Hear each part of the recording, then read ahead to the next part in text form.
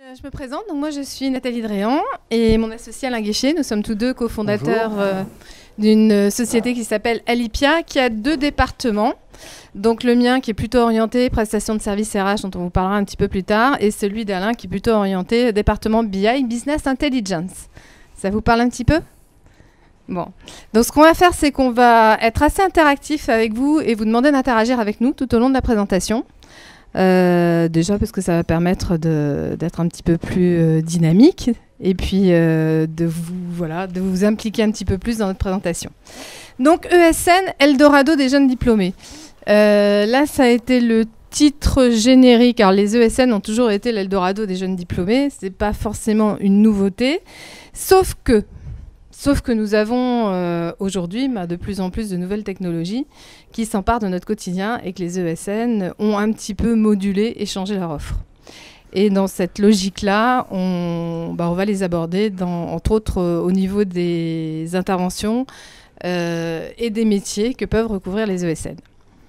Alors pour commencer, qui peut me dire parmi vous ce qu'est une ESN ? Alors j'en ai une qui m'a répondu. Est-ce qu'il y a quelqu'un d'autre qui est familiarisé avec la terminologie ? Alors quand est-ce que vous savez ce que veut dire ESN, l'acronyme ? Oui, la dame elle l'a dit. Ah d'accord. Entreprise de services numériques. Voilà. Alors c'est vrai que quand j'interviens beaucoup en amphi, généralement ESN j'ai un gros blanc. Après je dis SS2I. Ah, ça commence à frémir un petit peu.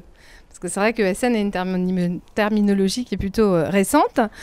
Ce sont effectivement des entreprises du service numérique SS2I et qui interviennent en fait, qui désignent en fait des sociétés de services expertes dans le domaine des nouvelles technologies et de l'informatique. Pourquoi avons-nous choisi cette orientation ?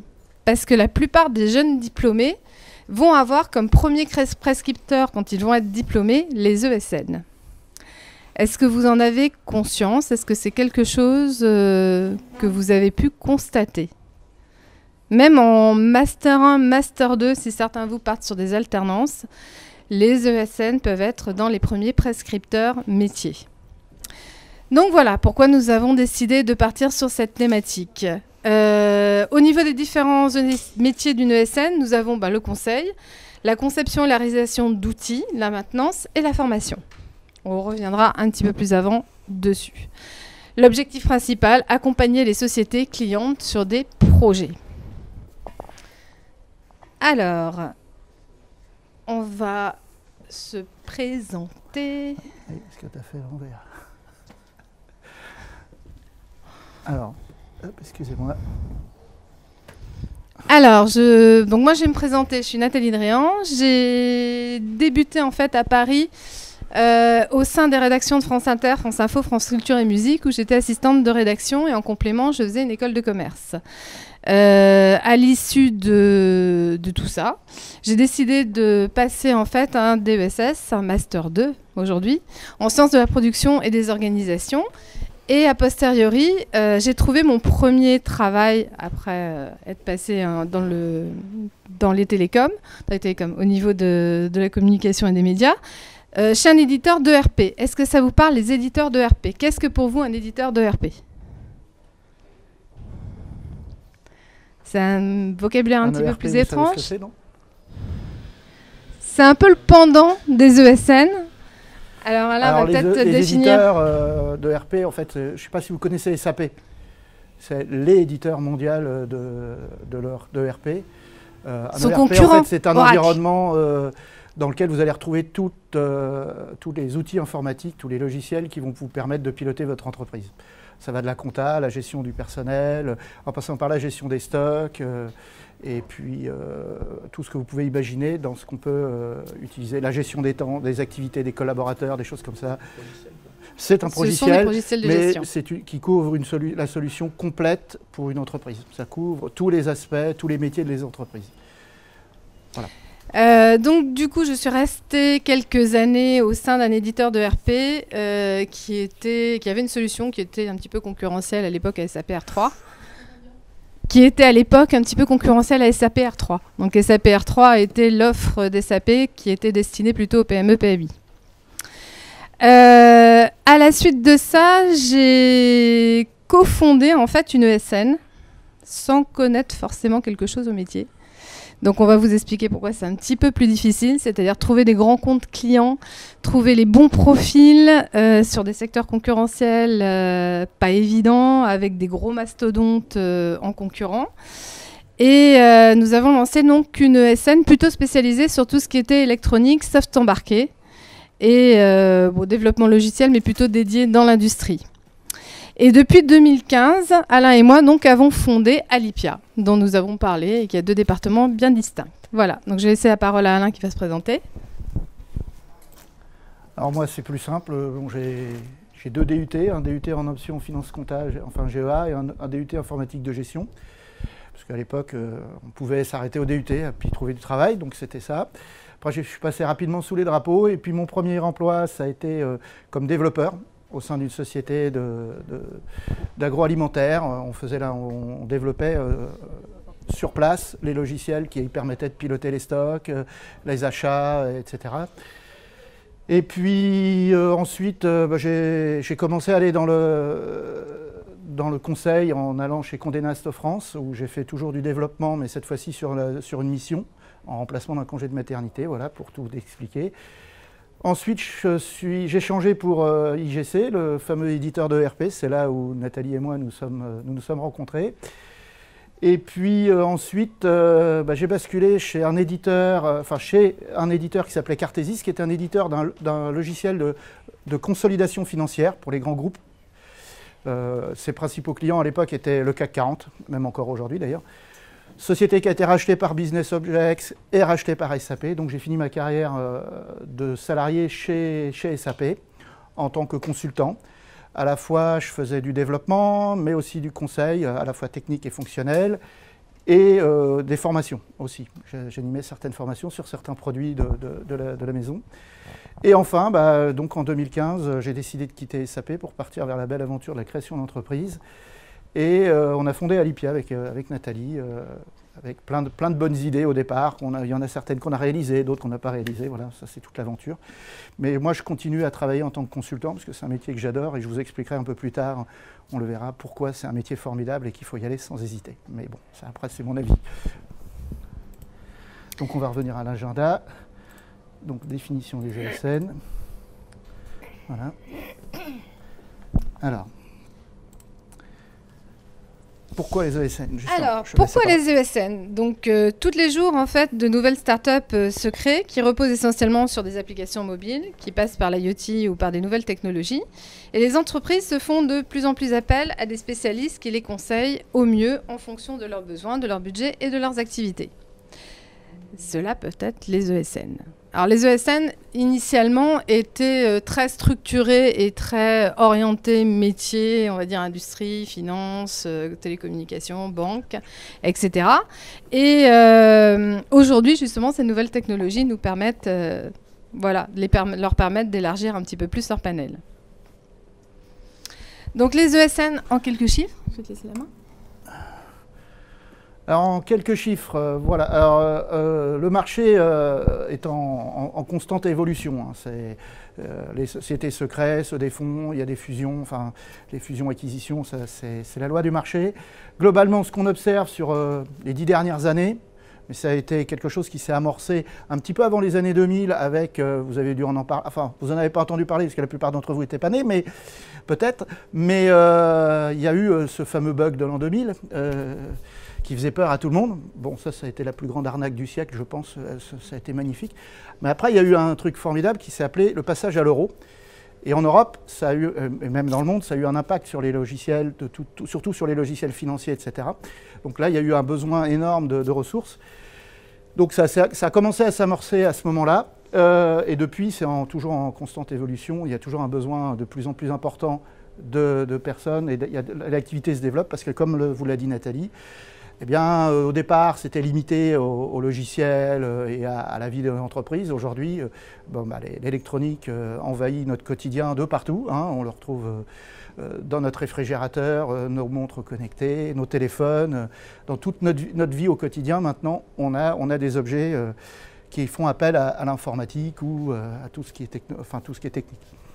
Donc, sur cet aspect-là, si on reprend encore des chiffres, alors c'est selon l'édition des chiffres clés du numérique du ministère de l'économie et des finances, celui de 2017, c'est la dernière édition qu'on a à notre disposition, donc les chiffres datent de 2015, évidemment, hein, c'est toujours un peu en retard. Donc en 2015, vous voyez les chiffres, hein, il y avait près de 92% des sociétés qui faisaient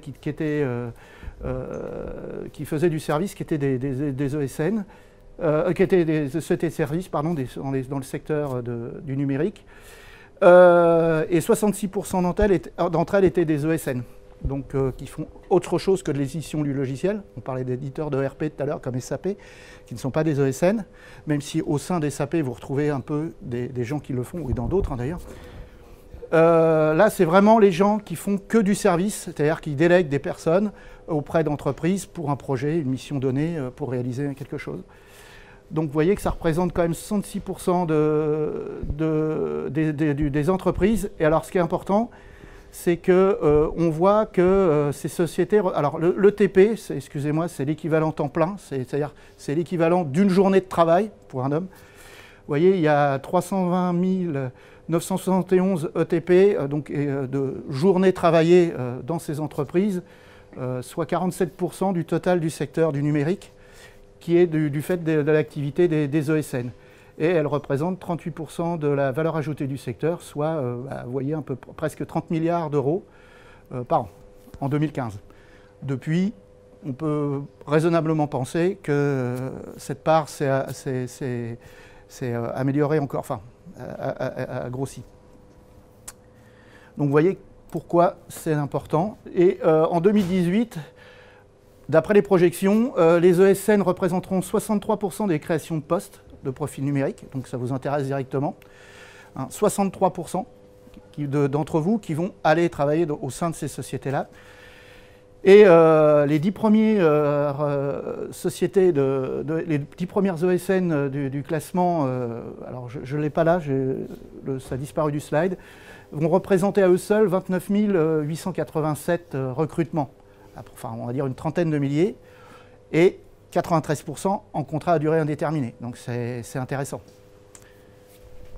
Louis, CDI, vous êtes... oui, parce que j'ai... Oui, pardon, non mais... Est-ce que certains d'entre vous peuvent me nommer des ESN connus? Comment? Thales oui. Service. Ouais, Thales Service. Certains d'autres, parce que généralement, à ce moment-là, on commence à avoir des noms qui sortent et ça fait un petit peu plus écho. Capgemini, oui. Exactement. Non, Altran, Alten, Atos. Voilà, donc c'est pour ça. C'est généralement les mastodontes du marché éveillent chez vous déjà quelques petites choses. Donc là, nous allons vous sensibiliser au vocabulaire des ESN. Alors, à quoi ça sert de vous sensibiliser au vocabulaire des ESN? Alors, la vie des ESN... Ouais, il me semble qu'on a oublié. Tu as oublié un slide. Ouais, j'ai mis dans l'autre sens. Ah. Donc, la vie des ESN, on va parler de la vie des ESN en général. Donc, d'abord, vive l'agilité. Donc, les entreprises à taille humaine et agile sont les plus sollicitées par les jeunes diplômés. Hiérarchie plate, collaboration, bienveillance, ce sont les nouvelles donnes du métier. Donc c'est vrai qu'aujourd'hui, l'agilité est la nouvelle donne en termes de marché du travail. Plus vous êtes agile, plus vous êtes pertinent. Alors comme on le disait un petit peu avant la réunion avec certains qui étaient déjà présents, l'agilité, ça va être vrai pour les entreprises à taille humaine. Hein. Maintenant, si vous allez dans les grands comptes, ils n'ont encore pas complètement intégré l'agilité.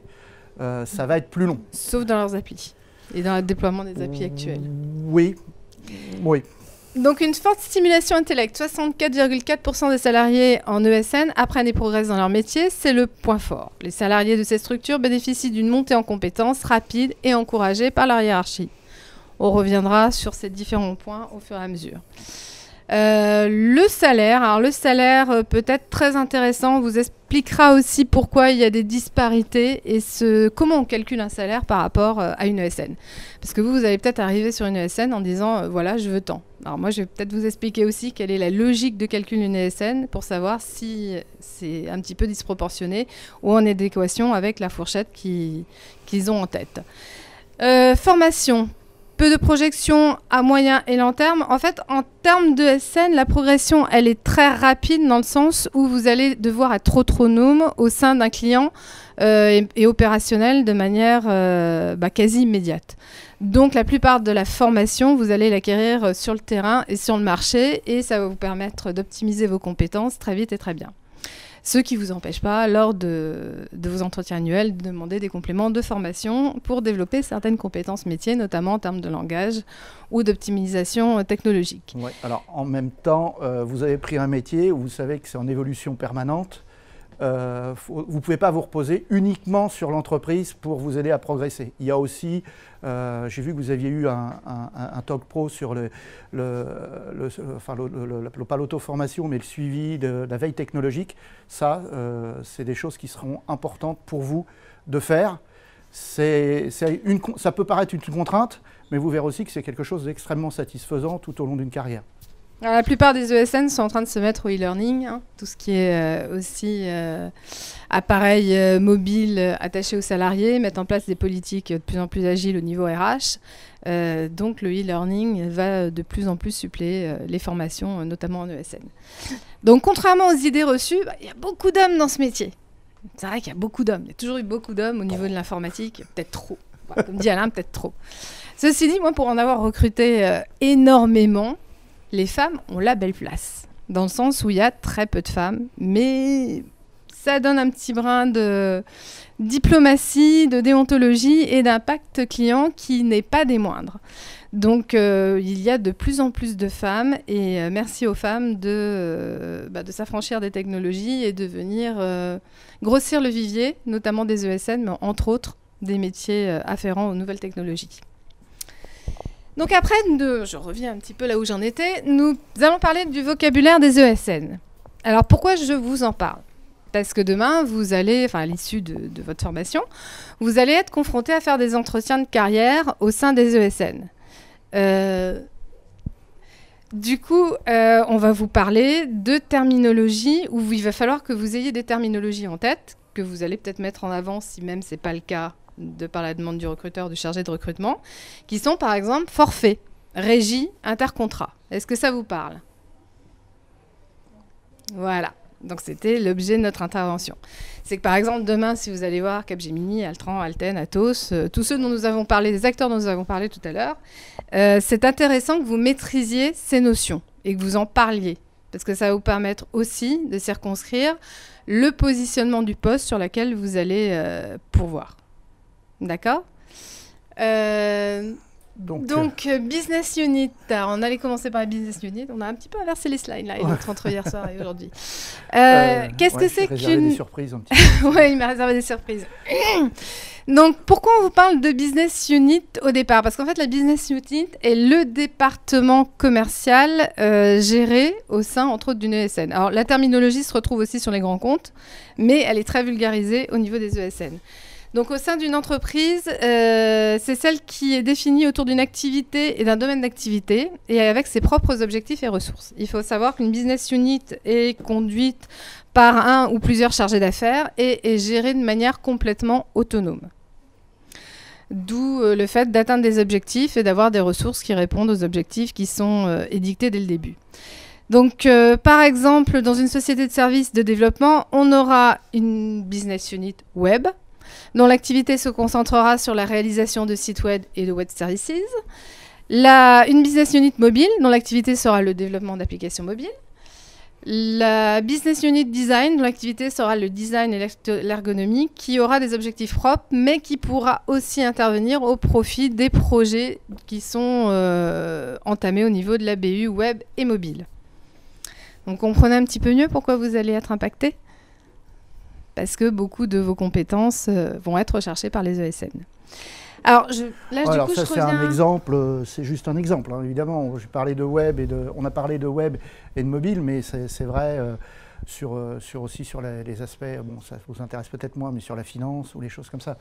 Quand vous prenez Capgemini, par exemple, ils ont énormément, ils interviennent sur beaucoup de secteurs, le web, le développement web, mais aussi sur les aspects financiers. On retrouve ça dans tous les grands comptes. Il veut dire qu'on retrouve de la BI. Et on retrouve de la BI aussi, oui, mais non, mais c'est encore autre chose. Mais donc, en fait, l'intérêt aussi de rejoindre, par exemple, une ESN, c'est qu'elle va avoir plusieurs métiers, et ça vous permet aussi, en passant d'une BU à une autre, éventuellement, de multiplier aussi vos compétences. On y reviendra un peu plus tard sur tout ça. Bah, typiquement, en termes de passerelle, entre une BU web et une BU design ou mobile, il y a des compétences et des synergies qui sont un petit peu évidentes. Je repars sur mon vocabulaire, là ? On est toujours sur le vocabulaire. L'ingénieur d'affaires. Oui. Donc l'ingénieur d'affaires, alors au départ, Alain me disait, bon, c'est pas forcément dans leur cœur de métier et tout. Alors pourquoi je vous parle d'un ingénieur d'affaires ? Parce que demain, vous êtes convoqué au sein d'une ESN. Ça a dû être le cas de certains d'entre vous peut-être. Quels sont vos premiers interlocuteurs ? Vous allez avoir la chargée de recrutement, qui va vous recevoir, qui va vous demander quelles sont vos aspirations, si c'est en adéquation éventuellement avec la philosophie de l'entreprise et d'un projet peut-être défini qu'il y a en interne ou au niveau d'un grand compte. Donc ça, on vous expliquera aussi les terminologies un petit peu plus tard. Mais vous allez avoir à faire, si vous passez le cap du chargé de recrutement, donc ça c'est la première étape à passer. Si vous ne passez pas le cap de la chargée de recrutement, généralement vous voyez peu le responsable technique et peu l'ingénieur d'affaires derrière. Donc si vous commencez à avoir l'ingénieur d'affaires, c'est que ça sent plutôt bon. C'est que la première étape est plutôt passée. L'ingénieur d'affaires, lui, son rôle, c'est d'avoir un certain nombre de clients, PME, PMI ou grands comptes, qui ont défini des projets de manière déjà spécifique et de trouver la bonne ressource à affecter dessus. Donc, ça a été la chargée de recrutement par rapport au profil de poste que je lui ai communiqué. Vous a sélectionné. À moi de voir si effectivement vous êtes très pertinent et si nous arrivons à avoir un entretien client de par le dossier de compétences qui va lui être communiqué. Donc ça, on en parlera aussi au niveau du vocabulaire. Je vais le présenter à mon client et mon client va voir si il est pertinent et si ça peut être la personne qui est la personne clé du projet sur lequel repose tel ou tel paramètre.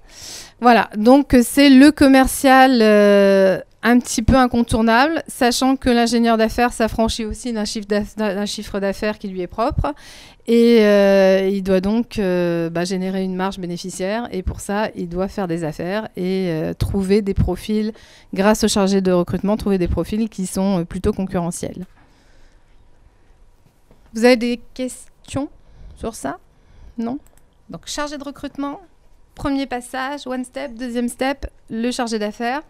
Après, vous êtes bon, vous avez déjà passé une partie du chemin. Pas le plus gros, ça va être la rencontre client. Le projet. Alors le projet, on a tout matché. Vas-y. Une fois que vous avez, quand le chargé d'affaires a trouvé une mission, enfin va trouver un client, donc un projet ou une mission, on verra, on va expliquer aussi ce que c'est la mission, c'est un peu la même chose, mais donc pour l'ESN, elle fonctionne au projet, en gros. Elle a des clients qui la missionnent pour quelque chose. Voilà, j'ai un besoin, j'ai ça à faire. Est-ce que vous avez les compétences ? Oui, non. On dialogue, les tarifs, les temps. On va voir après justement la notion de forfait et de régie, hein, c'est-à-dire les types de contrats principaux qu'on trouve auprès des ESN. Et ça peut avoir un impact important sur votre travail au quotidien, hein, le type de forfait. Donc, le chargé d'affaires, lui, va aller chercher les clients et il va trouver les projets auxquels vous, consultants, après, vous allez être amené à participer. Et donc, on va trouver deux types principaux de contrats. Les contrats dits au forfait. Hein. Alors, en gros, la société, elle s'engage auprès de son client à réaliser quelque chose dans un délai donné pour un prix fixe, fixé à l'avance, avec des pénalités de retard en cas de retard, enfin des choses comme ça. Voilà, donc, on va le voir après. Donc ça, c'est, voilà. Et la régie, ce qui est le deuxième aspect, où là, c'est différent, c'est, on vous dit, le client vous prend auprès de l'ESN des collaborateurs pour compléter des équipes pour un temps plus ou moins fixe, qui peut être défini totalement à l'avance, mais parfois peut être renouvelé.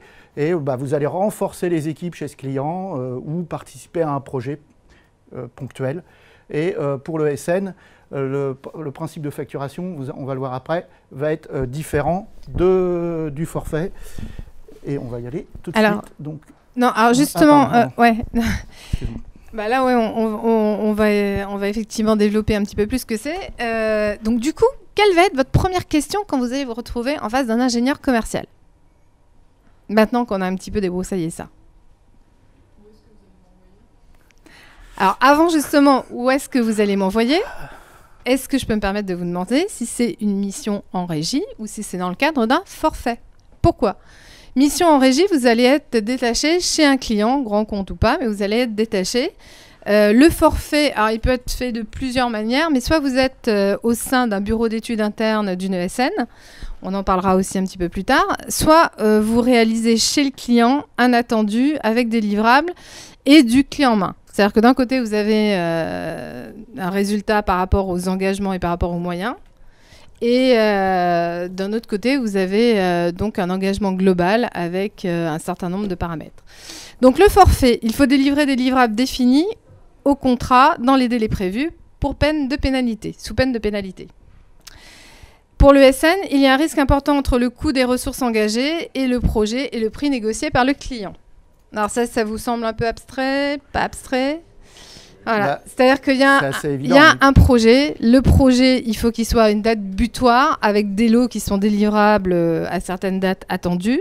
À partir du moment où vous dépassez certaines dates, vous êtes garant de la fiabilité de la réalisation du projet et vous devez des pénalités aux clients dans le sens où les ressources qui ont été affectées à ce projet-là n'ont pas forcément réalisé toutes les steps qui étaient attendues. Alors du point de vue du consultant, le forfait, ça peut amener une pression supplémentaire qu'on n'a pas nécessairement en régie. Parce que comme vous le voyez, le prix est fixé à l'avance. Les échéances, enfin les différentes étapes de livraison sont définies à l'avance. Maintenant, on a estimé au début ce qui se passe, l'ingénieur d'affaires avec des experts va définir par rapport aux contraintes du projet qui lui étaient fixées, vont estimer les temps qui vont être nécessaires. De là, on va déduire les profils qu'on va devoir mettre. Ces profils ont un coût, donc on va le reporter au client, parce que bon, c'est des sociétés qui doivent gagner des sous. Hein. Donc on va calculer un prix minimum auquel on peut vendre les candidats, on va les négocier avec le client et le coût le coût global, puisque là on a estimé une charge, on multiplie par le nombre de personnes et par le taux des personnes, et là on a un prix, et puis on estime, et on va voir ça le client. Après, ça veut dire qu'au sein de l'équipe du projet, faut se débrouiller avec les délais qui nous sont donnés pour travailler. Alors après, s'il y a besoin de ressources supplémentaires ou s'il y a besoin de travailler plus, c'est à la charge de l'ESN. Et quand on dit ça, c'est à la charge des consultants qui travaillent sur le projet. Ça, c'est pour ça que Nathalie vous disait tout à l'heure, un point important à savoir, c'est oui. Mais moi, je voulais savoir, au cas où c'est une start-up qui n'a pas encore eu de projet, comment ça va se passer pour fixer le prix, justement, si on n'est pas, il y a des références où on peut... Après, il y a une notion de... Enfin, après, j'allais dire pas de bon sens, mais vous êtes une start-up. Vous avez besoin de quoi? D'acheter du matériel. Hein. Vous avez besoin de manger comme tout le monde, donc il vous faut verser un salaire. Enfin, faut que vous versiez, même si vous êtes le patron, à un moment, il faut que vous versiez vous gagnez de l'argent pour pouvoir manger, tout simplement. Hein, ça s'arrête à ça. Donc il y a un minimum. Donc quand vous faites ça, vous faites les additions, hein, c'est assez facile. Vous voyez déjà combien ça représente. Après, vous vous dites, bon, moi, le projet, j'imagine, ça va prendre, par exemple, pour faire un site web, un blog tout simple, en partant d'un outil déjà existant de type WordPress ou Drupal. Bon, vous voulez le rendre un peu sexy, tout, vous dites, bon, allez, il me faut 5 jours. Hein. Je dis ça, mais j'en sais rien parce que je ne sais pas faire un site web. Hein. Voilà. Mais voilà, bon, disons que vous estimez cette charge à 5 jours pour arriver à avoir le truc. Bon, 5 jours, il vous faut combien par jour pour manger, déjà? Vous faites ça, vous faites de la multiplication. Il vous faut quoi? Un ordinateur, il faut l'avoir, il faut avoir un accès au web, un site pour l'héberger, etc. Tout ça, ça représente un coût. Vous faites la somme et vous voyez déjà le prix en dessous duquel vous ne pouvez pas vendre votre solution. Hein, voilà, ça peut être une solution. C'est ça en fait le truc. Et là c'est pareil, mais sur des choses plus importantes avec plus d'équipes, avec des contraintes, etc. Alors pour vous donner un exemple de forfait moi, que j'ai eu à traiter, la réalisation par exemple d'un banc de test pour des calculateurs automobiles. Typiquement, mon bureau d'études avait besoin d'avoir plusieurs fournisseurs. J'avais plusieurs consultants qui travaillaient sur le projet. Et on avait des deadlines à respecter pour le livrer à l'équipementier qui nous l'avait commandé. On a été tributaire à un instant T d'un fournisseur qui a décalé ses délais. Vous êtes tributaire d'un fournisseur, ça impacte sur votre livrable. Si ça impacte sur le livrable, c'est vous qui êtes pénalisé, vu que c'est vous qui avez passé la commande. C'est peut-être un petit peu plus parlant de la difficulté, hein. Du paramètre du forfait. Après, en termes de forfait, comment appréhender un forfait, surtout quand on est une start-up. Alain parlait du coût, du fait de manger, etc. Il y a surtout le fait qu'il y a des ressources affectées à un forfait. Ces ressources, ça peuvent être des ingénieurs débutants, moins débutants, des chefs de projet. Ça va être le coût journalier d'un consultant par rapport à sa rémunération annuelle. À savoir, on en parlera un petit peu plus tout à l'heure, qu'un responsable en fait d'ESN prend en compte les intercontrats légitimement dans le cadre du lissage du coût d'un prestataire de service. Mais le forfait, donc c'est effectivement le côté matériel, c'est le côté ressources, combien me coûte mon consultant, donc quel est son taux journalier, ce qu'on appelle le taux journalier, et comment raisonnablement je peux l'impacter en mélangeant un petit peu le tout pour avoir une enveloppe budgétaire appréhendable.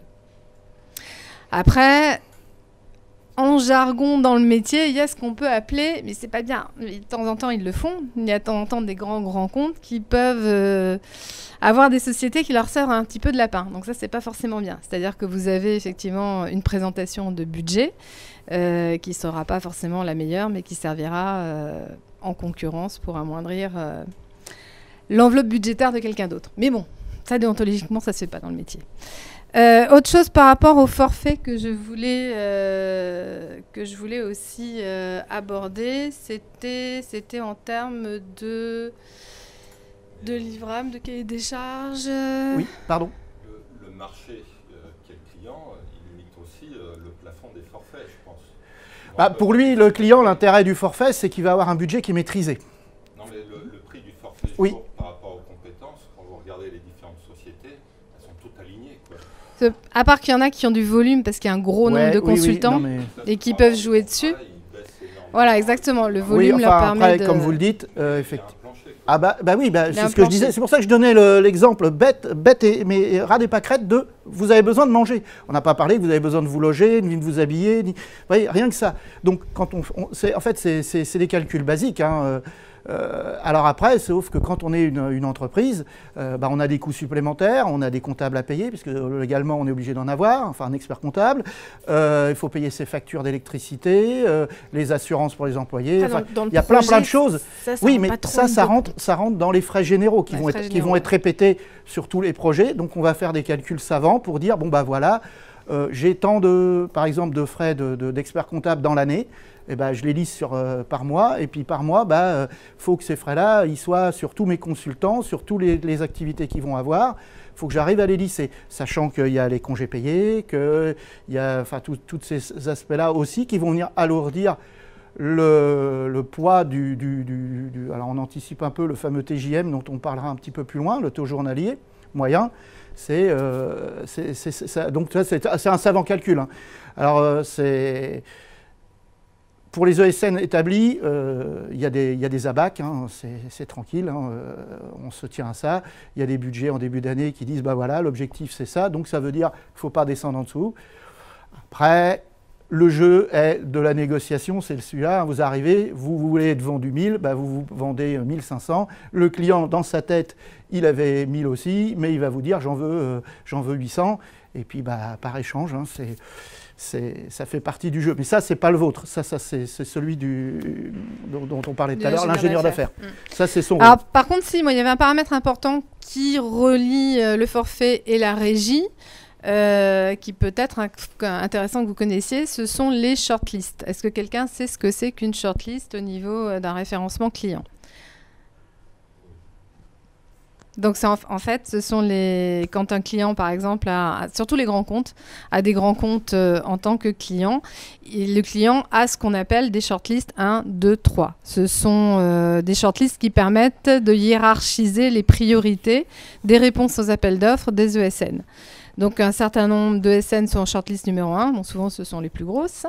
Ce sont elles qui ont droit aux premières définitions de poste des assistances techniques de la régie dont nous allons parler tout à l'heure et des réponses à appel d'offres au forfait. Après, il y a la shortlist numéro 2 qui intervient généralement quelques semaines après. Donc du coup, on a une petite dévaluation par rapport à ceux qui sont référencés en shortlist numéro 1. Et la shortlist numéro 3 où se trouvent beaucoup de startups parce qu'en fait, il faut que vous légitimiez au niveau des directions d'achat 3 à 4 ans d'activité, un certain nombre de chiffres d'affaires et là, à qui on ouvre généralement ce qu'on appelle en régie, mais on en parlera un petit peu plus tard, les moutons à 5 pattes, c'est-à-dire les profils qui sont très spécifiques et que les ESN recherchent. Vous savez, ce profil du produit qui sortira l'année prochaine, mais qu'il faudrait que vous ayez déjà 5 ans d'expérience dessus dès maintenant. Voilà, c'est un peu ça, voilà. Ça va pour l'instant? Tout vous parle? C'est bon? Bon, on va passer à l'autre. On a fait le forfait, on fait la régie. Je t'avais inversé, oui. Tu m'avais inversé, oui. Donc la régie, on l'a vu, c'est l'assistance technique, donc le choix d'une ressource supplémentaire pour être affectée chez un projet d'une PME, PMI ou d'un grand compte. Alors la régie, l'autre nom de la régie, vous le connaissez? Je l'ai dit tout à l'heure, non? C'est l'assistance technique, la régie ou l'assistante technique. Donc la régie et l'assistance technique, c'est en fait une définition de poste, un profil de poste qui est relayé auprès de l'ESN et à qui on demande de trouver la ressource nécessaire pour être affecté à ce projet. Alors généralement, quand fait-on appel aux ESN? Est-ce que vous avez une idée de quand on fait appel à une ESN? En dehors des 2 exemples qu'on a pu donner auparavant. Je parle plus en éco, là. En économie. Quand est-ce qu'on fait appel aux ESN? On n'a pas intérêt à capitaliser sur une compétence à très long terme. Du coup, on a tendance à aller prendre une prestation ponctuelle. Voilà. Oui, alors c'est ce qu'on appelle effectivement une montée en charge sur des compétences un petit peu spécifiques ou à contrario, sur une restructuration où la structure peut être bridée sur son embauche et dans ce cas-là, elle fait appel à des prestataires pour pouvoir continuer son activité et réaliser les projets qu'elle a en cours. Donc c'est surtout les ESN interviennent généralement sur la partie ou montée en charge de projet et de compétences ou au contraire, difficulté et suppléer le fait qu'il y ait un petit peu moins de ressources en interne et que ces ressources spécifiques peuvent être un bon moyen de pivoter. Donc la régie et l'assistance technique, c'est la définition de poste. Alors, l'ingénieur d'affaires que vous allez voir après avoir vu notre cher chargé de recrutement qui vous a sélectionné, ça y est, c'est bon, vous avez passé l'étape numéro 1. L'ingénieur d'affaires, il va vous mettre quoi sous le nez quand vous allez le voir pour cet entretien, ce fameux premier entretien? Il va vous mettre une définition de poste qui émane d'un client grand compte ou d'une PME, PMI. À vous, dans ce cas-là, de démontrer que vous avez... Normalement, vous en avez eu connaissance avant. Donc, le fait d'en avoir eu connaissance avant, il faut repérer les mots-clés et il faut lui montrer la pertinence des compétences que vous avez qui sont en adéquation avec celles attendues par le client. Donc, l'ingénieur d'affaires, il est là pour vous coacher, pour vous briefer, pour vous dire, voilà, moi, j'ai vu effectivement avec la chargée de recrutement, vous semblez être en adéquation avec ce que le client recherche, nous allons aller le voir. Step numéro 3. Vous avez passé la 3e étape. Vous êtes presque au bout du chemin, mais ce n'est pas le plus facile. Et donc, au vu des échanges que vous allez avoir avec lui, fort sympathique, il va décider d'envoyer votre profil chez le client, qui lui aura des profils qui viendront de ces fameux shortlist 1, 2, 3, suivant l'avancée du projet. Et donc là, vous serez en concurrence avec d'autres profils qui peuvent avoir des compétences un petit peu similaires aux vôtres. Donc là, on attend que le client se dise « Oui, l'ingénieur d'affaires, l'ingénieur commercial a raison, il a vraiment le profil, nous allons le recevoir. » Ah là, c'est bien. Vous commencez à avancer de plus en plus dans le process de recrutement. Et si ce client décide effectivement de vous sélectionner, vous allez avec l'ingénieur d'affaires chez le client et vous commencez à vous présenter, faire le pitch, comme on dit, et l'argumentaire, non, pas dire pitch, dire argumentaire, et à montrer la pertinence de vos compétences et le fait que vous êtes la personne incontournable pour la faisabilité du projet. Alors sur ce point, vous aurez à le faire même après des années d'expérience, hein. C'est vrai pour la période, ce que disait Nathalie, pour le recrutement. Mais une fois que vous êtes recruté, vous avez déjà fait une mission. Oui. La deuxième mission, vous aurez aussi cette étape, très probablement cette étape de passer devant le client, un entretien, voir si ça peut, si ça concorde. Parce qu'il y a les aspects techniques, vos compétences, mais il y a aussi votre savoir-être. On en parlera plus tard dans les missions du consultant et qu'est-ce qu'un consultant. Vous verrez, on verra ça, mais c'est un point qu'il faut que vous ayez en tête. C'est que ça n'est pas que lors de votre premier recrutement qu'en ESN, vous allez avoir cette notion d'entretien avec les clients. L'assistance technique, en fait, va jalonner toute votre vie de consultant.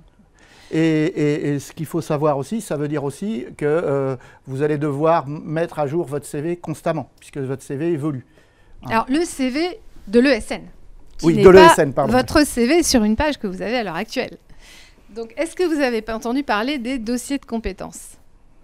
Alors, le dossier de compétences, l'ingénieur d'affaires, avant de vous envoyer chez son client, va vous demander d'établir un dossier de compétences.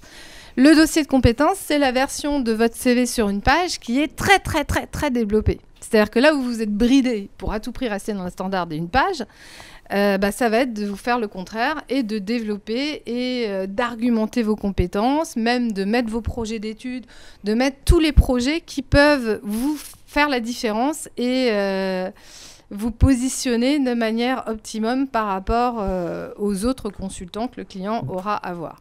Donc un petit truc, c'est que c'est pas bien de le faire, mais ça se fait un petit peu. Il y a des expériences qu'on va masquer, d'autres qu'on va mettre en avant, parce que vous allez adapter ce dossier de compétences aussi à la définition du poste. Ça, c'est surtout vrai quand vous commencez à avoir beaucoup d'expérience, parce que vous avez touché à plein de trucs. Ça, c'est l'ESN qui le fait plutôt. Oui, enfin, vous verrez que vous apprendrez à le faire aussi, parce que, c'est bien de taper du texte. C'est pas fort. Enfin, une fois, ça va. Deux fois, puis après, bon. Donc, on apprend, vous apprendrez assez vite par rapport à une définition d'un poste, d'une fonction à assumer dans une entreprise, à aider l'ingénieur d'affaires à cibler les compétences que vous voulez mettre en avant, qui vous permettront de décrocher la mission. Alors par contre, le dossier de compétences, donc vous avez le logo de l'entreprise, de l'ESN, et vous avez la définition, les compétences, donc un bloc compétences que vous allez étoffer, et après le détail de toutes les expériences que vous avez pu avoir et que vous allez alimenter au fur et à mesure de votre vie de consultant.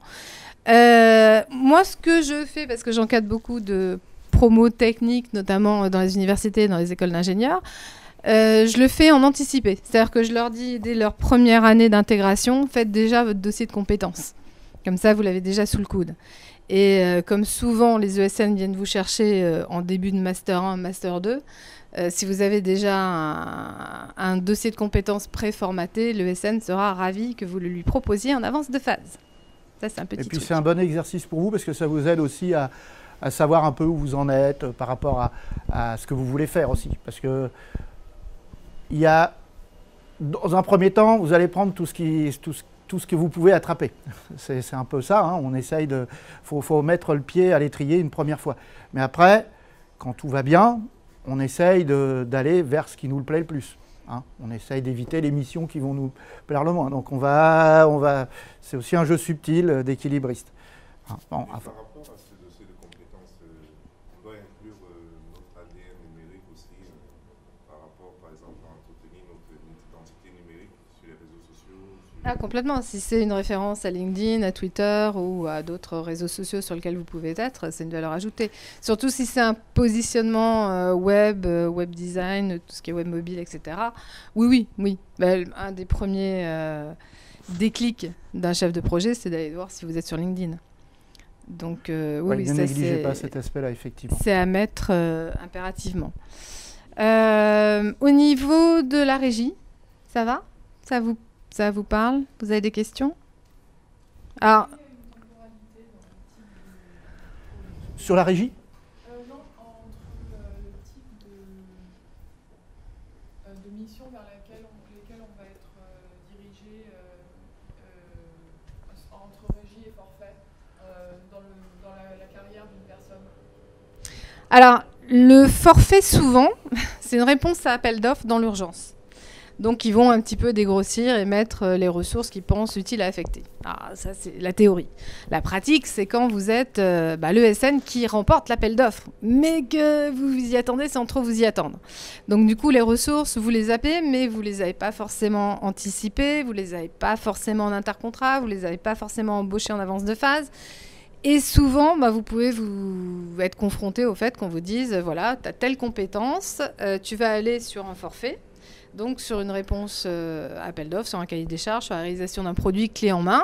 Et pour acquérir des compétences complémentaires, il va peut-être falloir un petit peu optimiser celles que tu as. Et du coup, vous avez généralement, si c'est en interne, au niveau des bureaux d'études internes, des responsables techniques ou des personnes qui vous aident à très vite capitaliser ces compétences complémentaires. Après, forfait régie, on va plutôt vous orienter nativement au départ sur de la régie, quoique... Parce que souvent, quand c'est des gros appels d'offres au sein des bureaux d'études, on a besoin de profils juniors comme on a besoin de profils confirmés. Après, par rapport à ce que vous disiez, la temporalité, c'est-à-dire dans votre déroulement de carrière, si je comprends bien la question, oui, alors au début, vous n'allez pas vraiment, il n'y a pas plus de forfait ou plus de régie. Vous comprenez que votre ingénieur d'affaires va plutôt essayer d'avoir de la régie parce que financièrement, pour le SN, c'est quand même plus intéressant. On maîtrise mieux ses coûts, c'est moins dangereux, entre guillemets, que le forfait. Maintenant, avec l'expérience, ce que vous allez avoir aussi, c'est que vous allez devenir plus expert dans votre domaine. Et de fait, vous allez intervenir plus ponctuellement. Vous serez plus dans une optique de, pas de forfait, pardon, mais de régie, parce qu'on va vous faire intervenir. Moi, c'est un peu mon cas. C'est des fois, j'interviens 2 jours chez un client pour un aspect vraiment ponctuel, voire des fois qu'une seule journée. Il y a des clients, je vais les voir 1 fois par an pour une journée, pour un truc ponctuel. Et donc là, vous comprenez bien qu'on ne va pas faire du forfait. On fait de la régie, le client paye la journée, et voilà. Donc ça, effectivement, dans un premier temps, vous ne maîtriserez pas cet aspect-là. De toute façon, à aucun moment, c'est l'ingénieur d'affaires qui va le maîtriser. Mais mon expérience personnelle, en tout cas, c'est que, puisque ça fait 20 ans que je fais ce métier, c'est qu'avec le temps, vous arrivez à un niveau d'expertise, donc vous tendez plus vers de la régie que vers du forfait. Sachant que, ce qui peut paraître à un moment comme un inconvénient ou pour le SN ou un avantage pour le client, je pense par exemple au forfait où son budget est établi, l'inconvénient du forfait, c'est que dès que vous allez avoir une évolution dans la vie de votre projet, et des évolutions, il y en a tout le temps, parce qu'aujourd'hui, on est dans un monde qui bouge en permanence. Ce qui est vrai aujourd'hui ne sera plus vrai dans 5 ans. Donc tout ce que vous apprenez aujourd'hui, il va être valable pendant 5 à 10 ans grand maximum, et après, tout va être obsolète. Donc ça veut dire que des surprises dans un projet, ça arrive. Quand vous êtes en forfait, c'est vrai que le faire évoluer, ça peut être plus compliqué que la régie. Donc dire qu'il y a plus de l'un que de l'autre, ça va vraiment dépendre des clients. Il y a des clients ça dépend et des clients et aussi de la capacité de négociation de l'ingénieur d'affaires, etc. Non, après, il est en train de titiller mon ADN commercial, là. Parce que par contre, du point de vue de l'ESN, le fait de répondre à des appels d'offres et de faire du forfait, c'est une plus-value et une vraie valeur ajoutée en termes de commercial. C'est-à-dire que vous ne dites pas « je fais que de la régie, donc je vous mets à disposition que des ressources ». C'est aussi « je peux me positionner sur du clé en main ». Voilà. Après, il y a un troisième paramètre qu'on verra un petit peu plus tard, commercialement parlant, qui permet aussi à l'ESN de se différencier et d'être optimisé sur son marché. C'est le bureau d'études internes où on peut partir d'un existant et faire des produits sur étagère qui peuvent être commercialisés en complément. Donc voilà. Donc pour moi, la réponse commerciale, c'est plutôt... il faut faire les trois et par rapport aux trois, suivant le type de SN, vous pouvez être amené à répondre aux trois paramètres. Alors, donc là, ça va? Régie, forfait, c'est bon? Donc on revient sur, la mission. La mission, voilà. On m'a tout mélangé mes slides. Donc pour le consultant, il s'agit du travail... ouais, c'est l'agilité là. Pour le consultant, il s'agit du travail qui lui est confié le temps d'un projet. Pendant sa mission, le consultant est délégué, missionné par son entreprise pour travailler pour une autre entreprise. Ça résume tout ce qu'on a dit. Bon, celui-là, je pense qu'on peut le passer. L'intercontrat. Je suis super agile aujourd'hui. L'intercontrat, est-ce que ça vous parle, l'intercontrat? L'intercontrat, c'est quelque chose de très, très, très, très lourd au niveau des ESN. C'est mal. C'est mal. C'est malheureusement un paramètre économique un petit peu incontournable. Personne d'entre vous n'est familiarisé avec le terme. Alors, l'intercontrat, c'est ce qui arrive quand, par exemple, vous êtes un consultant et que vous êtes entre deux missions, mais que vous n'avez pas de mission fixe qui vous est affectée directement à l'issue de cette mission-là. Donc, vous vous rappelez tout à l'heure, on vous a dit, quand vous rentrez chez une ESN, la plupart du temps, maintenant le marché évolue un petit peu, mais la plupart du temps, vous êtes en CDI chez l'ESN. Vous êtes embauché en contrat à durée indéterminée. Donc, à partir du moment où vous finissez une mission et que vous n'êtes pas affecté sur une autre mission, il faut que les ingénieurs d'affaires déjà en avance de phase essayent de vous positionner en parallèle. Qu'est-ce qui se passe? Il faut continuer à vous payer, effectivement. Alors, pour continuer à vous payer, l'ESN, elle a quoi comme alternative? De vous remettre tout de suite sur une mission. Mais bon, si on n'a pas anticipé ou que c'est un petit peu dur pour différentes raisons, shortlist 1, shortlist 2, shortlist 3 ou autre, il faut vous occuper. D'où l'intérêt d'avoir un bureau d'études internes ou de répondre à des forfaits, c'est que souvent l'intercontrat, donc la ressource ou le consultant qui est entre deux missions, peut être affecté à travailler sur ces projets clés en main qui ont pu être remportés en fait par les ESN. L'intercontrat, c'est pas une période très très fun pour vous, sauf si vous êtes au sein d'un bureau d'études ou sur un appel d'offres qui vous botte énormément.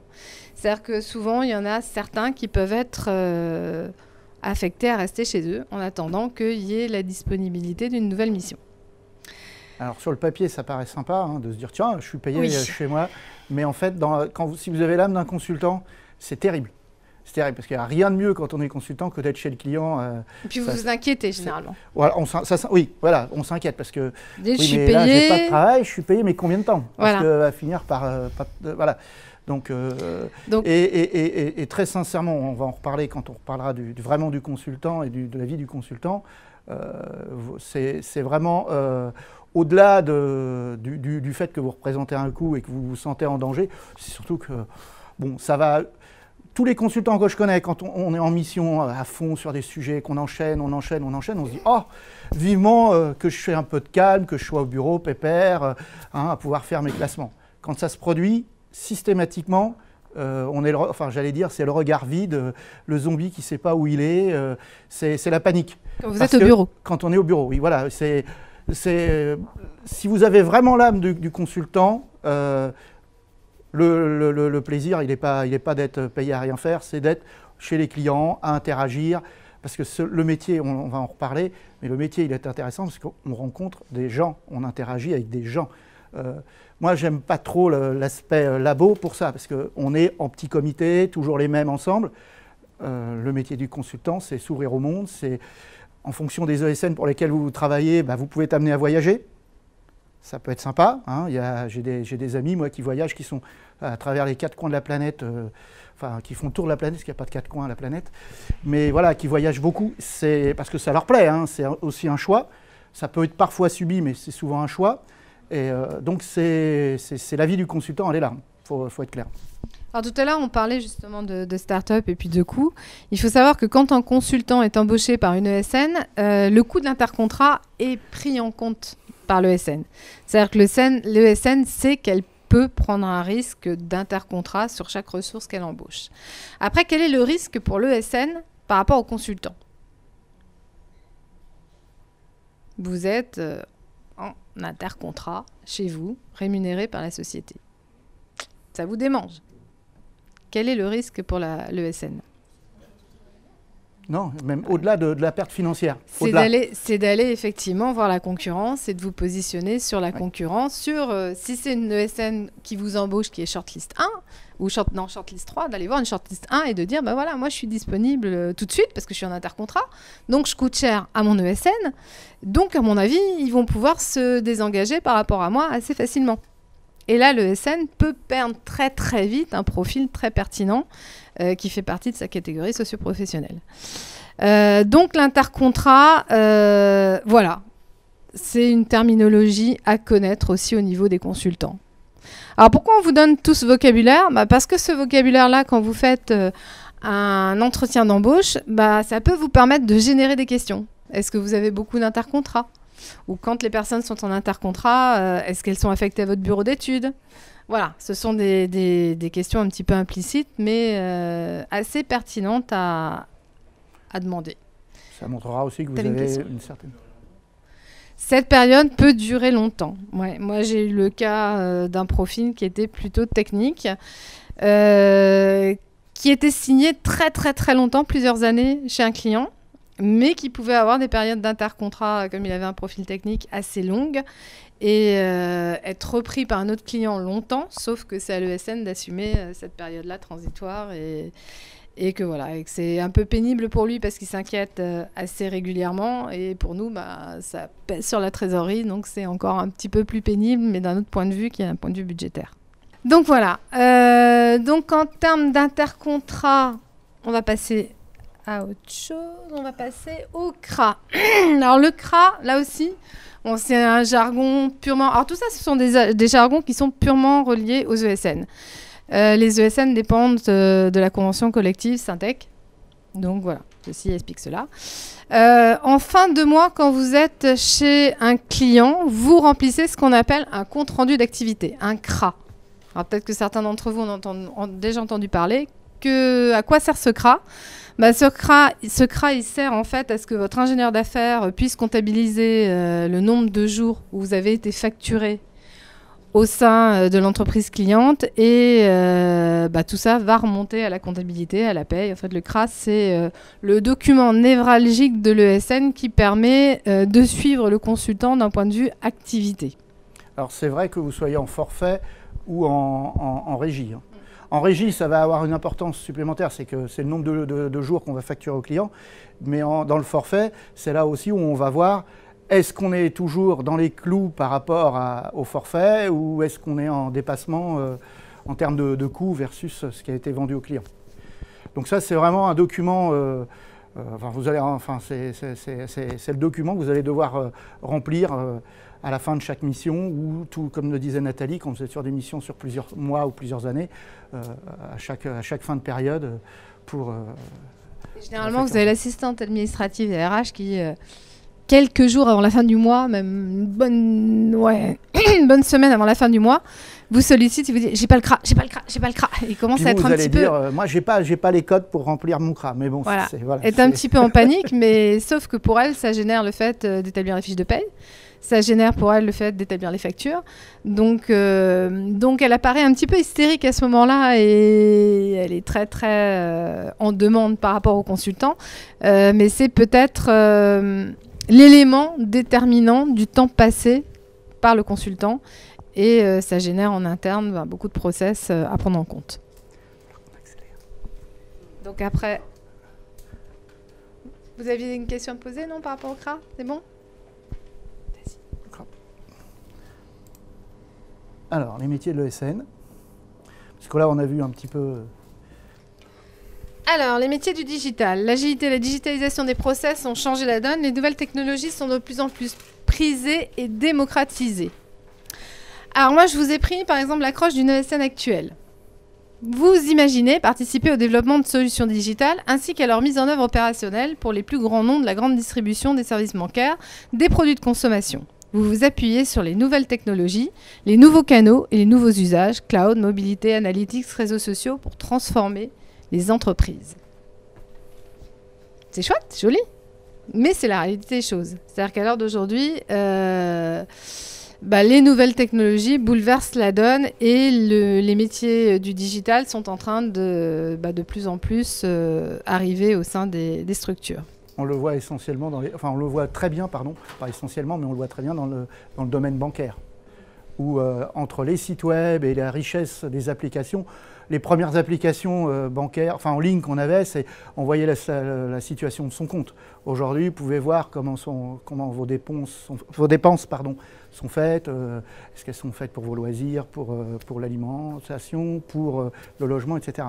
Et tout ça avec la sécurité, avec la disponibilité partout. C'est une réalité aujourd'hui, hein, vraiment. Et je parle du monde de la banque parce que c'est celui chez qui je travaille en ce moment, mais c'est vrai aussi pour l'industrie, auprès de certains collaborateurs. Par exemple, pour la gestion des stocks, aujourd'hui, vous avez les fameux QR codes ou les codes barres qui sont de plus en plus utilisés et on scanne et tout ça automatise énormément les processus. Alors pour l'Indus, on en parlera un peu plus tard, mais moi j'ai un de mes anciens clients qui était équipementier automobile, qui est en train de déployer l'IA au niveau de sa prod. L'intelligence artificielle est déjà arrivée au niveau des équipementiers. Donc voilà, il y a ce genre de choses. Il y a le cloud qui a généré de plus en plus de nouveaux métiers, de plus en plus de nouvelles missions. Il y a la RGPD dont on parlera tout à l'heure. Là, ce sont toutes les nouvelles orientations métiers que l'ESN n'avait pas, ne serait-ce qu'il y a 5-6 ans, et qui viennent bouleverser le paysage, mais vous permettre d'être aussi de plus en plus optimum. Tu peux appuyer sur la souris. Ça me croit. Donc, nouveau métier des ESN, ça c'est un petit peu pour vous titiller par rapport à vos métiers. Hein. Le community manager, l'UX designer, les développeurs d'applications mobiles, développeurs front-end, chef de produit multimédia, graphiste, multimédia, directeur artistique multimédia, marketeuse digitale, développeur multimédia, concepteur, réalisateur VR.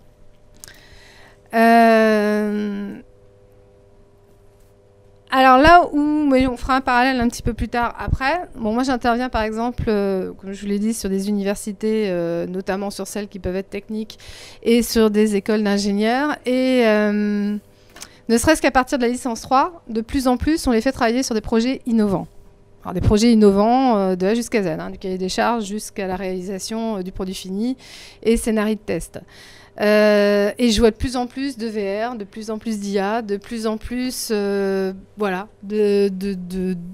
d'applications responsives, de choses de plus en plus innovantes qui arrivent et qu'on apprend très rapidement aux étudiants à prendre en main, parce qu'on sait très bien que demain ça va être ou les futures startups, ou du moins des personnes qui sauront maîtriser un projet de A jusqu'à Z sur des projets, sur des compétences totalement innovantes. L'avantage que vous avez, c'est que vous êtes formé à ce genre d'outils, à ces réflexes, que les vieux machins comme moi, on n'a pas forcément, puisque moi, quand j'ai commencé mes formations, tous ces trucs-là n'existaient pas vraiment. Ça n'existait pas du tout. Community Manager, ça n'existait pas, parce que Internet n'existait pas. Donc oui, je suis aussi vieux que ça, je sais. UX design, c'est un gros mot pour lui. Donc, vous voyez, vous avez aujourd'hui devant vous une chance que les plus anciens n'ont pas forcément eu, c'est qu'aujourd'hui on est dans un environnement qui est en pleine mutation et on va avoir besoin de vous. On a besoin déjà de vous et on va avoir besoin de vous. Donc, je pense que vous pouvez être raisonnablement confiant en l'avenir. Il y a vraiment des choses très sympas à faire. Et vous êtes dans une industrie où le fait de ne pas avoir énormément d'expérience n'est pas forcément un handicap, puisque vous avez des connaissances sur des choses nouvelles pour lesquelles même les anciens vont avoir certains réflexes par rapport à des précautions à prendre, à des choses avec des réflexes pour la mise en prod, etc., que vous n'avez pas. Mais vous allez amener un savoir qu'eux n'ont pas non plus. Donc c'est un moment d'échange. Je pense que c'est une chance, une opportunité que vous pouvez, qui est intéressante. Mais c'est mon avis, hein, par contre. Alors, petit encart sur le bureau d'études. Beaucoup de ESN ont ce qu'on appelle un bureau d'études interne. Là, pareil, vous allez en entretien au sein d'une ESN. Est-ce que vous avez un bureau d'études interne? Ça peut être une des questions clés. Qu'est-ce qu'un bureau d'études interne? C'est un département spécifique qui est chargé de deux choses, généralement.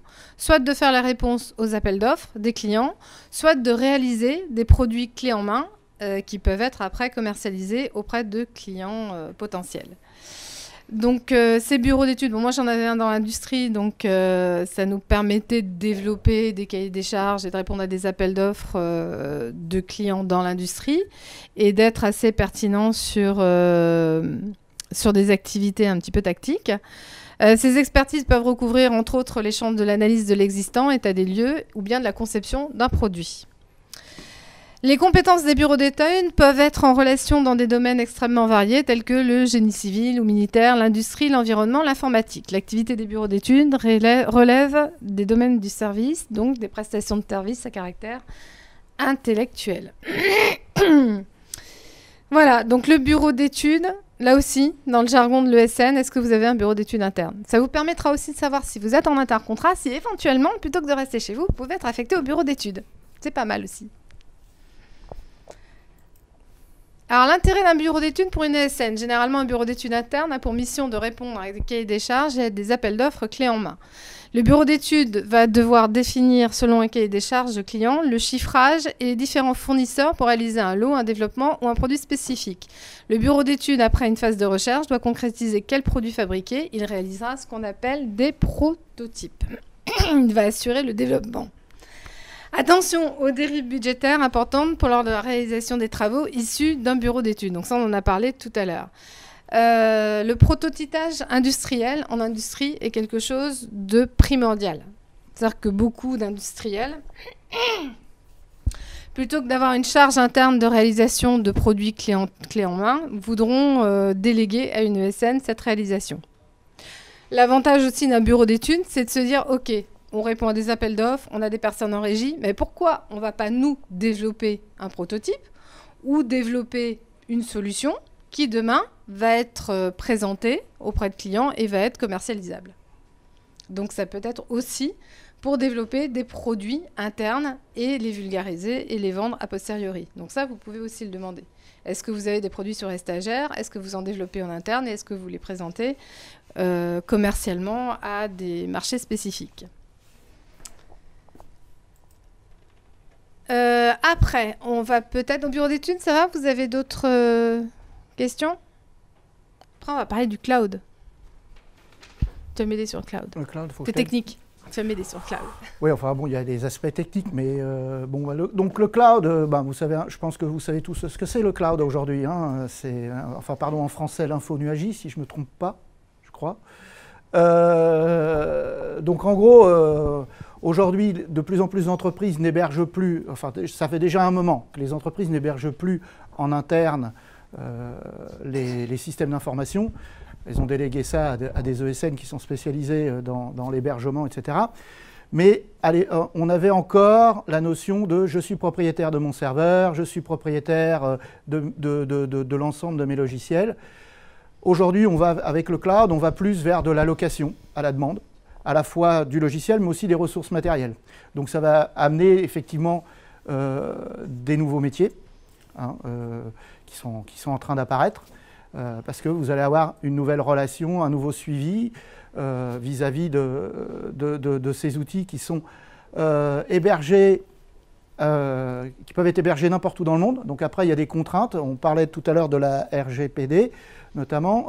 Ça va impliquer des contraintes pour certaines entreprises d'héberger leurs données et de certifier que leurs données sont hébergées en Europe ou en France, en fonction de certaines contraintes. Donc tout ça, ça va vous amener des nouveaux métiers d'un point de vue, on va dire, organisationnel, et puis vous allez avoir des nouveaux métiers d'un point de vue technique, parce que il peut travailler avec le cloud, ça implique de penser les outils un petit peu différemment, de penser le déploiement différemment, Tout ça, c'est venu aussi parce qu'à côté de ça, on a des méthodes de travail qui ont évolué. Hein. Les méthodes agiles sont bien en adéquation avec le cloud computing dans la mesure où on a besoin de ça a été mis en place aussi pour être très réactif. Aujourd'hui, il faut aller très vite, puisque la technologie qui est à la mode aujourd'hui ne sera plus forcément à la mode demain. L'expérience utilisateur change en permanence, puisque avec l'évolution des outils, on peut proposer des interfaces toujours plus évoluées, mais bon, c'est du calcul, c'est du transfert sur le réseau, tout ça. Donc tout ça, le cloud computing, c'est quelque chose qui est très important pour les ESN, parce que ça demande des profils techniques, ça demande des profils techniques, mais aussi fonctionnels, très variés, des gens qui comprennent beaucoup de choses, et que les entreprises n'ont plus vocation à internaliser, puisque de fait, vu qu'elles externalisent à la fois leur infrastructure et qu'elles louent leur logiciel de plus en plus, pourquoi avoir en interne des ressources dont on n'aura peut-être plus besoin dans 6 mois, dans 1 an, en fonction des évolutions. Donc c'est aussi pour ça que le cloud est devenu une activité importante des ESN. Et puis la masse de data qui est générée a besoin d'être sauvegardée et d'être... Oui, c'est vrai qu'avant, moi quand j'ai commencé ma carrière, tous les soirs, on faisait ce qu'on appelait l'exploit, c'est-à-dire on faisait des sauvegardes sur disque dur, etc. Et puis qu'on enlevait, qu'on allait mettre au coffre pour en cas d'incendie ou de crash système important, de pouvoir restaurer. Bon, maintenant, le cloud, vous savez que vos photos, vous les avez mises dans le cloud, elles sont où? On le sait plus ou moins en fonction du type d'hébergement qu'on a pris. Mais ce qu'on sait, c'est que normalement, à moins que la moitié de la planète soit désintégrée, vos données, vous les retrouverez toujours. On sécure un petit peu les migrations aussi comme ça. En parlant du RGPD, est-ce qu'il n'y a pas tout un sujet Si. Que j'ai vu, il y a tout un sujet d'anonymisation de la donnée. Ouais, on arrive dessus. Ça sur la collecte des données personnelles. Ouais. Ah, c'est bon, ça c'est dans le bon sens. Donc la RGPD, donc la transformation digitale et les projets de mise en conformité pour la RGPD qui favorisent les entreprises du numérique. À partir du mois de mai... de ce mois-ci. Ce mois-ci, c'est le 20, je crois. Je ne sais plus, c'est le 20 ou le 25 25, c'est le 25. Ouais.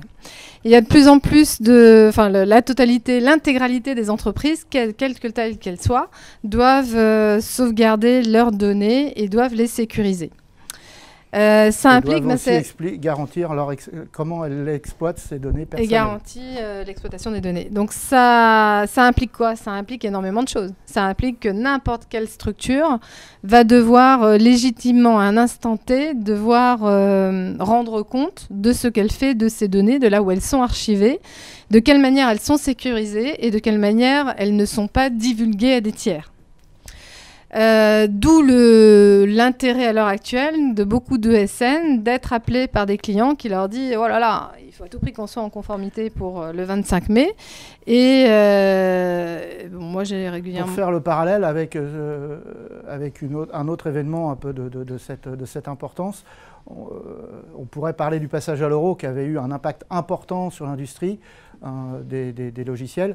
La RGPD va avoir le même impact puisque non seulement il y a des aspects contractuels, etc., de stockage de la donnée, mais il y a aussi la refonte des interfaces parce que maintenant vous devez obtenir le consentement explicite et éclairé du client quand il vous confie des données. Donc ça veut dire qu'il y a eu, et il y en aura encore, parce que il y a eu beaucoup de retard lié aussi à des textes qui ont mis beaucoup de temps à apparaître. Il y a encore énormément de travail pour refondre beaucoup de sites web. Et vous avez vu que que les conditions générales d'utilisation, par exemple de Twitter, Facebook, tous les réseaux sociaux ont changé leurs conditions générales d'utilisation pour se mettre plus ou moins en accord avec ça. Alors c'est une réglementation européenne à la base, mais qui impacte le monde entier. Je crois de mémoire que les amendes vont être de 4% du chiffre d'affaires. Ouais. Donc... Et d'ailleurs, ça a ouvert pas mal de sujets, parce qu'en fait, il y a pas mal d'entreprises maintenant qui font une ruée vers les SIL en fait, puisqu'ils n'en avaient pas à l'interne. Ouais, complètement. Ouais. Il y a vraiment tout un sujet là-dessus où il y a des mecs qui se spécialisent carrément là-dedans. Il y a des personnes qui se spécialisent dedans. Mais c'est comme, on va le voir après, il y a tout ce qui est la sécurisation du système d'information. On en parle depuis des années, enfin des décennies, mais depuis 10 ans, c'est devenu quelque chose d'extrêmement critique. C'est généralement le responsable système d'information qui fait office de SIL au passage. Oui, enfin au départ, oui, c'était une seule personne qui avait plein de casquettes. Aujourd'hui, devant la complexité technique et puis les complexités légales pour la RGPD, il faut des gens qui se spécialisent. Parce que la RGPD, il y a l'aspect technique, mais il y a l'aspect légal que vous pouvez pas. Enfin, moi, je suis pas juriste, donc il y a des choses où on ne peut pas. Il y a vraiment. Il y a un travail, et c'est ce qui est passionnant dans la RGPD, c'est qu'au final, en tant que technicien, quelque part, vous allez avoir à collaborer avec des gens qui sont d'un autre domaine, des juristes ou des choses comme ça. C'est aussi ça qui peut être intéressant dans votre métier. Oui, pardon ? Oui, moi je veux savoir, c'est un projet qui était bien pensé à l'avance ou bien c'était juste après ? La RGPD, ah non, ça. Alors les premiers symptômes sont apparus en 2016, j'allais dire. Depuis 2016, il y a pas mal de choses qui avaient été faites. C'était une directive européenne qui a été éditée en 2016, qui concernait au départ surtout les grands groupes, et puis qui a été après étendue à l'ensemble des sociétés, PME, PMI, TPE, européennes, et à toutes les sociétés qui travaillent avec l'Europe. Voilà. Donc c'est quelque chose qui, c'est pas récent. Mais en même temps, ça laisse que, si on regarde 2016-2018, enfin, c'est instantané. Il faut quand même comprendre qu'une entreprise, alors une start-up ou une TPE d'une dizaine de personnes, vous comprenez que c'est plus agile dans ses réactions qu'un groupe de 50 ou 60 000 personnes. Et encore, tu réfléchis dessus. Oui, mais après, ça, c'est un problème de compétence. Oui, mais ça, c'est un problème de compétence de ma part aussi. C'est pas mon métier. Voilà. Une question, comment est-ce que les ESN peuvent aujourd'hui se placer sur des solutions RGPD ? Parce que sur du SMAC, c'est facile à imaginer. Oui. C'est plus sur la sauvegarde, le stockage, l'authentification des données et le backup et l'exportation dans le cloud. Ça ne va pas être sur l'aspect légal, mais ça va être sur l'aspect refonte des interfaces. Mise en place des process, en fait. Et puis la mise en place des process, voilà, exactement. Pour vous donner un exemple concret, moi je travaille en ce moment, je suis en mission dans une banque. J'ai fait des interfaces avec des petits bouts de macro en VBA. Bon, alors c'est pas des données personnelles que je traite. Enfin, il n'y a pas de données d'individus. Mais quelque part, dans le cadre de la RGPD, normalement, il faudrait documenter le process, qui y a accès, c'est pourquoi faire, etc. Si c'était des données personnelles. Bon, là, ça tombe bien, je suis déjà à un niveau où c'est tellement anonymisé qu'on ne peut pas retrouver les gens. Mais bon, donc tout ça, ça a un impact sur notre travail au quotidien. En sachant que ça concerne non seulement les logiciels, tout ce qui est application, mais ça concerne aussi tout ce qui est application mobile, etc. Donc oui, c'est vraiment tout le... Comment ? Oui, de toute façon, la RGPD, elle est apparue essentiellement à cause du web, parce que c'est le web qui permet de... Enfin, tous les échanges qu'on a aujourd'hui, c'est bien grâce à ça, aujourd'hui, avec les réseaux qui sont toujours de plus en plus rapides. Et d'ailleurs, on consomme de plus en plus de bandes passantes. Il suffit de le voir dans les infras chez les clients chez lesquels j'interviens. Celui qui a comment on appelle ça, un temps de latence sur son réseau au-delà de 20 millisecondes, les utilisateurs, ils sortent de leur gond parce que ils ont trop de temps d'attente sur les applications. Parce que voilà. Bon, après, il faut savoir que comme vous partagez les ressources du réseau avec tout le monde, parce que vous n'êtes pas tout seul, tout ça devient aussi un vrai problème. Et arrive à un moment où physiquement, on ne peut pas pallier des défauts de conception. Il y a l'architecture réseau, mais aussi il y a dans la conception de vos solutions, dans l'interface utilisateur, comment elle va fonctionner. Si vous vous plantez dans l'interface utilisateur, vous avez 36 000 transactions pour avoir des informations, ça veut dire que 36 000 fois, vous faites transiter quelque chose sur le réseau qui est déjà encombré. Vous allez l'encombrer encore plus. Donc ça veut dire aussi penser le design de vos applications. C'est à tous les niveaux. Après, on a en plus ce qu'on appelle la Green IT qui vient se greffer là-dessus, hein, où il ne faut pas devenir écologiste, parce que c'est bien gentil ce réseau web, mais quand vous envoyez un mail d'ici à au-dessus, vous n'êtes pas sûr. Qu'est-ce qui vous dit qu'il ne passe pas par les États-Unis, qui fait 3 fois le tour de la planète avant d'arriver sur le... Oui, clairement. Oui, mais pour vous dire que le sujet est... tout est interconnecté. Tous ces sujets, vous allez être amenés à y être confrontés plus ou moins directement. Moi, je n'y suis pas directement confronté de par mon métier. Quoique, il y a certains moments, il faut que je réfléchisse à comment je consomme la bande passante. Qu'est-ce que je propose à mon client en termes de solutions de BI, puisque je travaille essentiellement dans la BI, pour que quand il interroge ses données, il ne ramène pas 1 milliard de lignes pour en consulter 2. Et vous rigolez, mais j'ai eu un exemple chez un client en Russie où ils avaient un rapport de 480 colonnes dans Excel. 480 colonnes. Je vous laisse imaginer comment on peut regarder des données dans 480 colonnes. Moi, j'ai toujours pas compris. Donc, il faut leur expliquer. Il faut dire, oui, mais non, mais c'est pas... Enfin, humainement, c'est pas compréhensible. Voilà, il y a aussi ça. Et donc, tous ces aspects-là, vous y serez confrontés, que vous soyez designer, ou que vous soyez développeur, ou que vous soyez responsable de l'infra, ou que vous soyez chef de projet. Enfin, encore plus, si vous êtes chef de projet, vous devez, à défaut de maîtriser, au moins prendre en compte tous ces aspects. C'est un coût pour les entreprises l'implémentation. C'est un coût, oui, très important, oui. C'est un coût très important. C'est un coût... Détacher un prestataire pour mettre en conformité tous les process liés à la RGPD, oui. L'évolution des logiciels qui est indispensable. Ça a un je coût. sais que dans Après... l'imagerie populaire, les développeurs ont fait ça le soir au fond du garage parce que on est tellement passionné par notre boulot qu'on fait ça comme ça. Mais en fait, non, comme tout le monde, on a besoin de manger et donc on a un coût. Et après, le coût d'un prestataire qui met d'équerre ou de plusieurs prestataires qui mettent d'équerre par rapport à la réglementation sera peut-être un petit peu moindre que l'amende qui risque d'arriver si ce n'est pas le... Puis, si vous avez une amende en tant que société, ça finit. Enfin, si vous avez pignon sur rue, enfin on l'a vu, hein, quand Yahoo, il y a eu des problèmes de sécurité, etc. Où est Yahoo aujourd'hui, hein?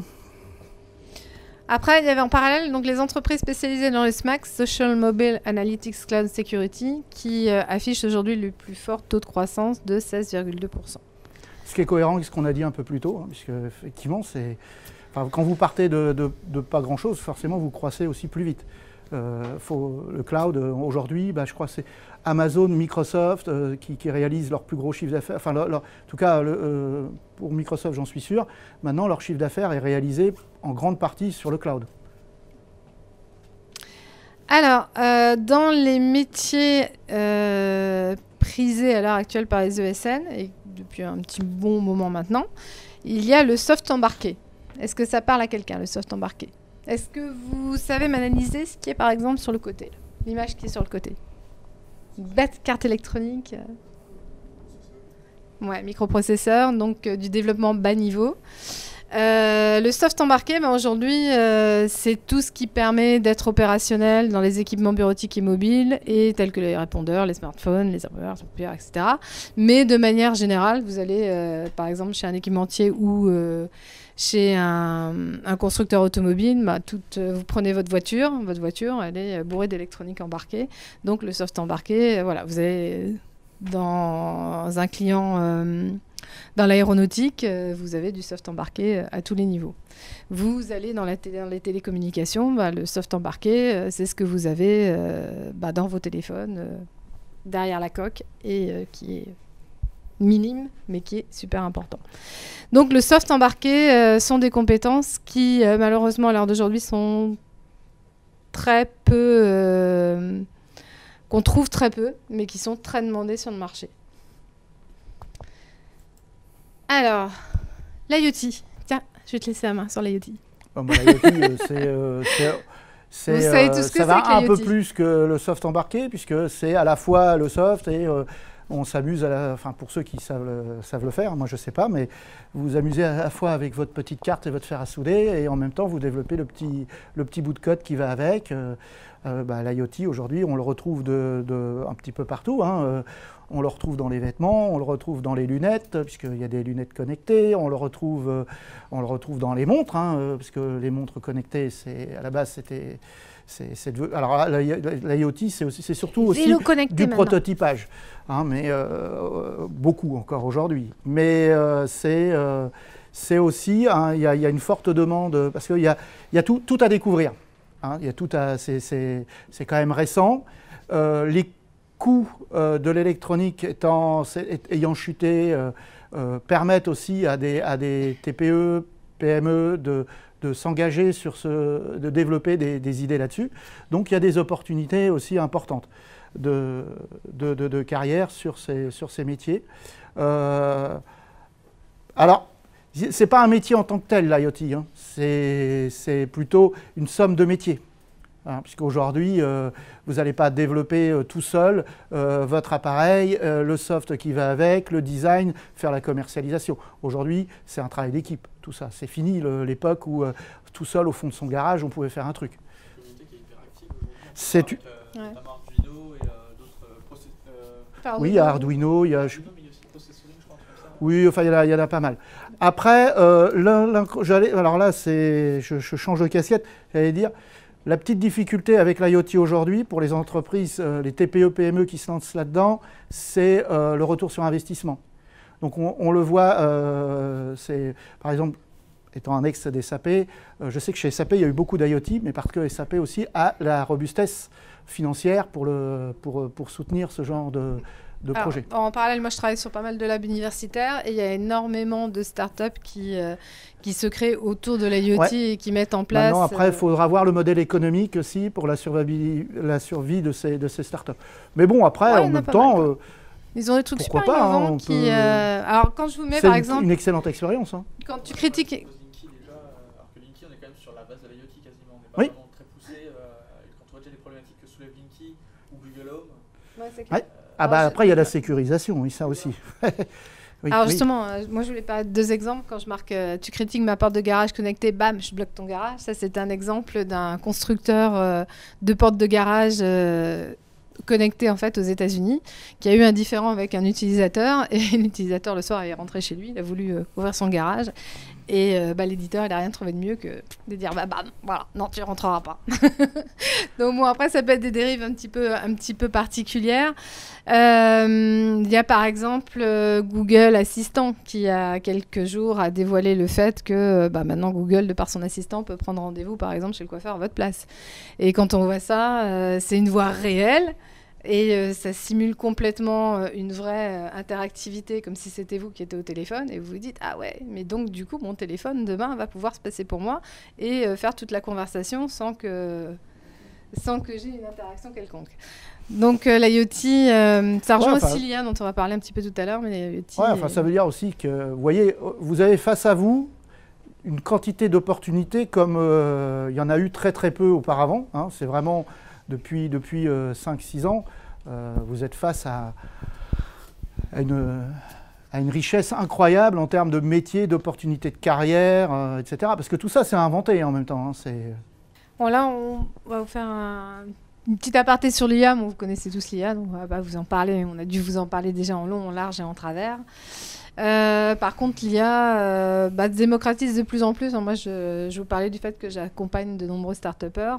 Il y en a beaucoup de plus en plus qui font des applications mobiles responsives, et vous avez des petits chatbots qui se baladent à droite, à gauche. Vous avez, je parlais d'un équipementier automobile que je connais bien qui est en train d'implémenter l'IA sur toute sa prod. L'IA, vous la retrouvez un petit peu partout à l'heure d'aujourd'hui. Donc voilà, donc ça fait partie des paramètres métiers incontournables. Mais du coup, au niveau de l'IA, ce n'est pas en train de vraiment changer la vie au niveau même des échanges qu'on peut avoir avec l'humain et tout. Ah si, complètement. Mais d'ailleurs, j'interviens aussi là, on arrive dans le domaine philosophique, là.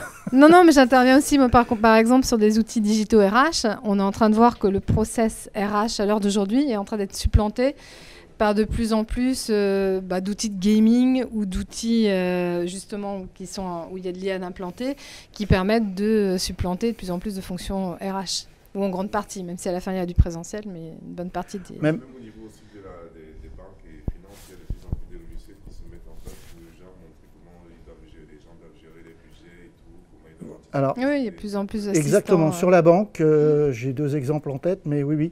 Il y a de plus en plus d'utilisation d'IA. Il y a notamment le fait qu'on remplace les agences par des robots qui sont capables, du fait du deep learning, etc., d'acquérir un nouveau vocabulaire assez rapidement. Donc, vous lui donnez un ensemble de vocabulaire des bases, et après, il développe lui-même par apprentissage. C'est assez impressionnant. Et ça se fait très facilement, puisque vous prenez, il y a Google, il y a Amazon, je crois qu'il le fait aussi, il y a Microsoft. En quelques lignes de code, vous intégrez de la reconnaissance vocale et donc vous faites appel au deep learning et de l'intelligence artificielle. Oui, c'est quelque chose qu'on voit de plus en plus. Il y a aussi, j'ai un exemple en tête, c'est une société qui propose un outil d'analyse financière basé sur de l'IA. Donc, en fait, vous lui filez des fichiers. Alors des fichiers plats, des fichiers CSV, si vous connaissez un peu, le truc antédiluvien qui date de la préhistoire de l'informatique. Et il suffit qu'il analyse les en-têtes de colonnes, les noms des en-têtes de colonnes, puis il se dit « Oh là, tiens, là, il y a amount, ça doit être des montants. » Ou il y a montant, ça, c'est une donnée financière. Là, il y a account ou compte, c'est un compte comptable. Tout ça, et donc, il est capable, tout seul, ou presque tout seul, d'aller déjà faire une préanalyse des données. Quelque part, c'est inquiétant, c'est un peu effrayant. Moi, mon sentiment, c'est que tout ça, c'est bien gentil, mais quand même, faut quand même que le décisionnaire final, ça reste l'être humain. Sinon, après, on tombe dans un monde... on va prier pour que les 3 lois de la robotique d'Asimov tiennent la route, parce que sinon, on n'a plus beaucoup d'avenir devant nous. Voilà. Un peu bousculé en ce moment, quand tu lis les préceptes actuels, un petit peu bousculé. Oui, avec les robots. Ouais. Donc l'architecture, l'architecte de l'infrastructure, on va peut-être en passer rapidement. Le SN architecte, on en a un petit peu parlé déjà. On est un petit peu en retard. L'indispensable sécurisation du SI, on en a parlé aussi, sur tout ce qui était différents niveaux de sécurisation de la SI. L'assistance à exploitation, j'en avais parlé un petit peu, c'est faire les sauvegardes, le suivi des traitements. Alors ça peut être aussi, c'est souvent des missions, on va dire là, qui sont plus en régie qu'au forfait. C'est vous déléguez quelqu'un qui va assurer le suivi des traitements, les traitements batch en général. Et puis gérer les serveurs, etc. Ça peut être aussi des missions. Alors dans ces cadres de ces missions-là, Nathalie m'avait dit non, il ne faut pas le mettre, tu vas leur faire peur. On peut t'amener à travailler le week-end.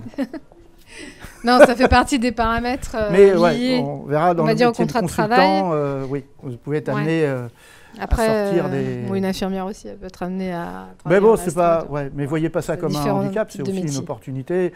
Si vous travaillez le week-end, vous n'êtes pas au travail dans la semaine. Donc ça vous permet de ne pas avoir à prendre des jours de congé pour faire de l'administratif. Voilà, c'est aussi...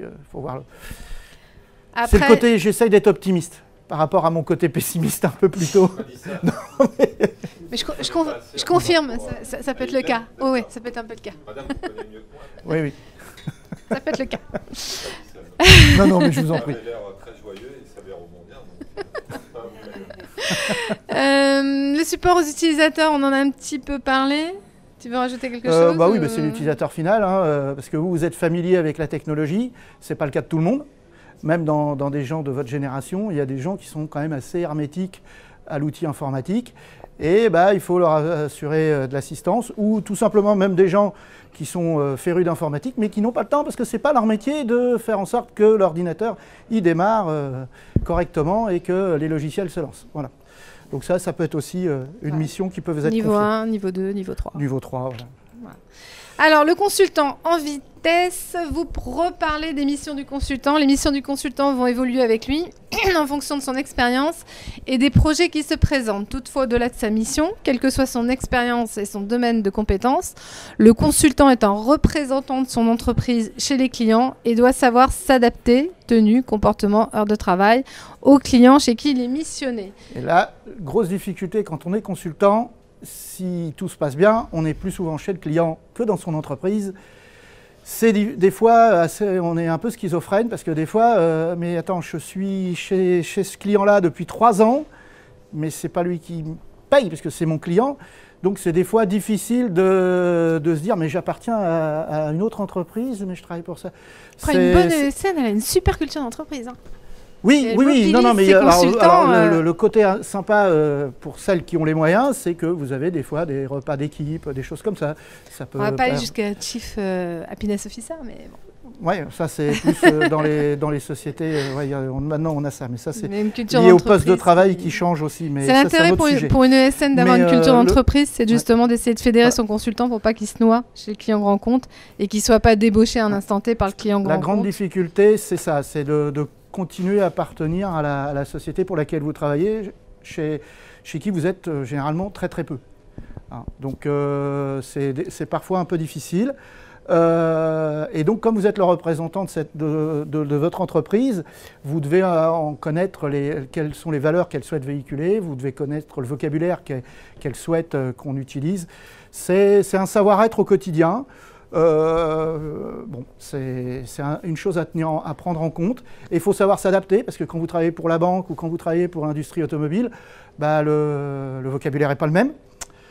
Et puis le comportement n'est pas tout à fait le même, on n'est pas tout à fait avec la même population. Donc c'est ce qui fait que ce métier est vraiment passionnant, parce que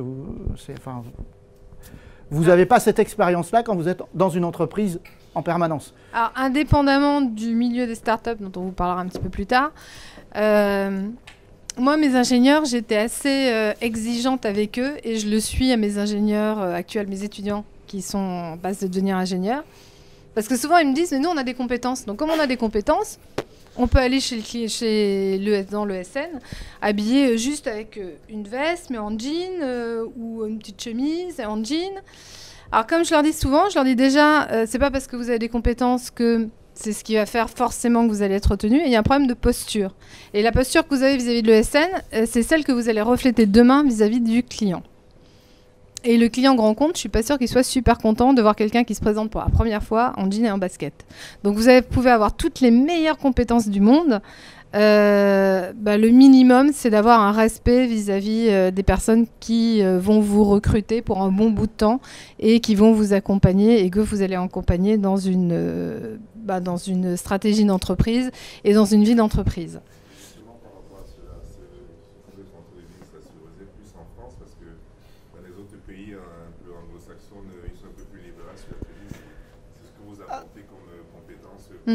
Oui, mais on est en France, il faut faire avec nos vieilles habitudes. En Europe, on fait quand même encore attention. L'apparence a encore aussi une importance. En même temps, c'est pas... si vous arrivez avec un jean déchiré, la chemise par-dessus le pantalon, les yeux explosés parce que vous avez fait la fête la veille, vous inspirez pas confiance non plus. Attention à la réputation. Comment ? Alors ça, arriver à l'heure, c'est encore une autre difficulté, mais ça suffit pas. Non. Il y a une attitude. Vous allez voir, hein, en fonction du domaine du client que vous allez avoir. Moi, quand je travaille à la banque, je vais habiller comme ça. Bon, maintenant ça va, on nous impose plus la cravate. Mais à une époque, moi je me rappelle m'être fait rappeler à l'ordre parce que j'avais une cravate avec des dessins.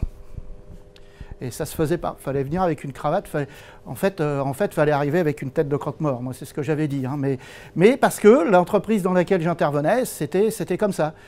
C'était la culture de l'entreprise. Il fallait la cravate, la chemise pour les hommes, et les femmes, il fallait le tailleur. Il ne fallait pas arriver avec une tenue autre. Au-delà de ça, moi, ce que j'apprends à mes étudiants, c'est... là, vous nous avez vu arriver. Nous, on vous a vu arriver. Quelle a été notre première impression ? Quelle a été votre première impression ? Vous avez dit quoi ? Vous êtes dit quoi ? Waouh, il y a Blanche-Neige et Armageddon. Non, je rigole. Mais vous vous êtes dit quoi ? Et nous sommes dit quoi ? Ouais, ils ont des belles têtes. Oh, ils sont sympas. Ça s'appelle l'effet de halo. L'effet de halo, c'est la première impression qu'un recruteur a quand il vous voit. C'est-à-dire qu'après, quel que soit ce que vous pouvez dire, même si vous êtes un super ingénieur, si vous êtes super compétent, que vous avez plein de choses effectivement à mettre en avant, cet effet de halo, cette première impression, elle va rester chevillée au corps, mais quelle que soit la personne. D'autant plus un recruteur, parce que dans le recruteur, ça fait partie, on va dire, de son ADN et des choses qui le formatent un petit peu. Donc l'effet de halo, vous y faites pas attention, vous, parce que vous n'êtes pas dans cette posture-là, mais réfléchissez-y. Rien que nous, en nous voyant arriver, vous vous êtes tous dit quelque chose. Voilà. Tu t'es dit quoi, toi? Qui sont-ils? Ah, bah, c'était sympa, hein. Des fois, ça peut être un peu plus drastique. Donc, Je voulais juste compléter par rapport à cet effet halo que vous dites. Il y a des bluffeurs quand même. Il y a des personnes qui peuvent passer pour ceux qui ne sont pas parce qu'ils complètement. Mais ça fait partie de l'effet de halo. C'est l'impression que tu reflètes. J'ai un exemple en tête, un parfait exemple en tête. Ouais, j'en connais un. Ouais. Une personne qui paraissait, qui était responsable, qui paraissait vraiment carré et en fait, mais qui après correspondait pas du tout à ce qu'on attendait. Ça arrive. Le but, c'est de se faire repérer et recruter par l'ESN. Donc l'effet de halo, même si c'est quelqu'un qui était pas forcément dans la demi-mesure, il a peut-être réussi à avoir le but escompté, quoi. Bah, ça a tenu un temps. Enfin, faut pas se tromper. Hein. Qu'est-ce que vous voulez? Vous voulez faire quelque chose qui vous plaît, qui dure, et dans lequel vous vous éclatez, vous vous amusez, parce que c'est important aussi de voir du plaisir dans ce qu'on fait. Parce que vous allez voir dans le travail, au début, vous allez chercher le salaire, parce que vous commencez, il faut des sous pour avoir. Mais après, qu'est-ce qui va vous plaire? Une fois que vous avez acquis le minimum, vous allez regarder aussi les gens avec qui vous travaillez. C'est très important, les gens avec qui vous travaillez. Est-ce que vous avez confiance en eux? Est-ce qu'ils ont confiance en vous? Est-ce que vous pouvez vous reposer sur eux? Parce qu'au quotidien, vous allez commettre des bêtises. Enfin, il n'y a que ceux qui font rien qui ne se plantent pas. Donc, ça arrive, on se plante. Si vous avez des collègues sur lesquels vous pouvez vous reposer, vous allez envisager de vous planter plus sereinement. Et surtout, quand vous allez vous planter, ça c'est aussi une chose qu'il faut savoir, ça arrive. Bon, eh ben, on se plante, on assume, et surtout, dès qu'on détecte l'erreur, on essaye de la corriger avant qu'elle prenne des proportions importantes. Parce que si vous planquez le truc sous le tapis, bah, quand ça va se découvrir, ça va avoir pris des proportions qui sont plus maîtrisées et vous allez vous retrouver en difficulté. Donc c'est à vous de savoir. Soit vous jouez, je planque sous le tapis tout ce que je peux jusqu'au jour où ça explose et puis je me sauve. Ou alors, bah, j'assume, je me fais plaisir, je fais plaisir aux autres. Et donc c'est ça aussi qu'il faut que vous voyez. C'est à vous de voir. Donc je pense que le fait de mentir, de dissimuler, etc., c'est pas une bonne chose, parce que de toute façon, chasser le naturel, il reviendra au galop, d'une part, et donc quand on vous dit il y a un dressing code ou des choses comme ça, on ne vous demande pas non plus de vous déguiser. Il y a un moment où vous êtes c'est votre personnalité, on a chacun ses qualités, ses défauts. C'est juste une marque de respect vis-à-vis de l'entretien.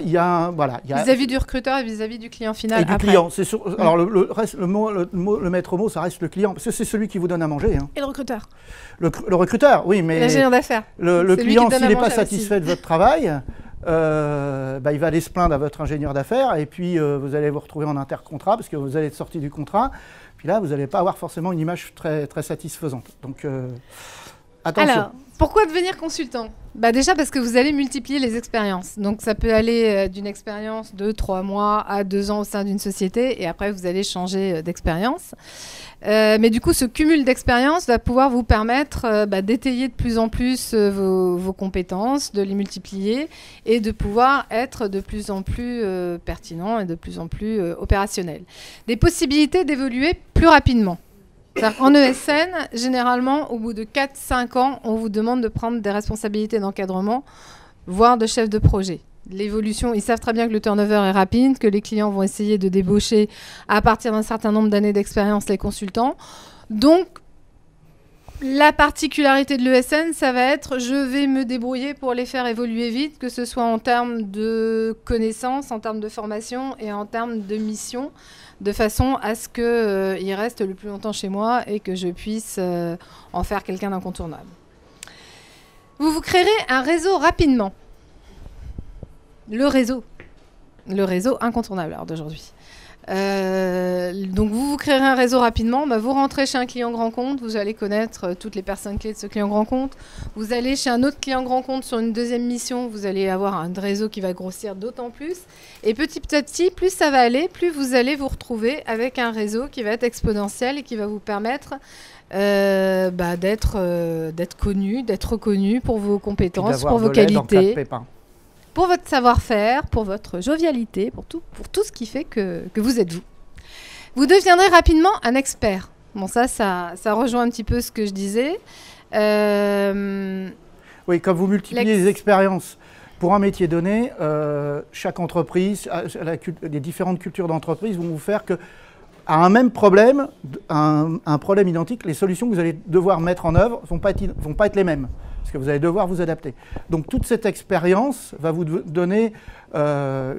permettre de devenir expert dans plusieurs domaines. Enfin, en même temps, on ne peut pas devenir expert dans des centaines de domaines, hein, mais vous allez pouvoir développer une certaine expertise, ce qui va faire qu'à ce moment-là, vous allez être reconnu. Et que de ce fait, étant reconnu, vous allez aussi trouver des missions plus facilement et aussi probablement plus intéressantes, parce que à partir de ce moment-là, sans pouvoir aller prendre celle qui vous intéresse, mais vous allez, non, ce ne sera jamais ça, mais vous allez pouvoir trouver des choses plus intéressantes pour vous. Alors la grande question maintenant, comment devenir consultant ? Alors c'est vrai que par rapport à il y a quelques années, voilà, on pourrait en témoigner, il est très fortement préconisé d'être ingénieur. Donc d'avoir un Master 2 en poche, que ce soit universitaire ou que ce soit sorti d'école. Mais 95%, je pense, des recrutements de SN se font avec un Bac+5. Donc un employeur formera par la suite en interne et de façon spécifique l'ingénieur. Le métier de consultant est très recherché et reste très ouvert aux débutants. Les jeunes diplômés représentent d'ailleurs la moitié des recrutements du secteur. Pourquoi ? Déjà parce que les jeunes diplômés vont aller sur les ESN pour pouvoir avoir une croissance rapide et avoir une expertise assez rapidement. Et un ratio très bête en termes de qualité, coût, prix, expertise et retour sur investissement.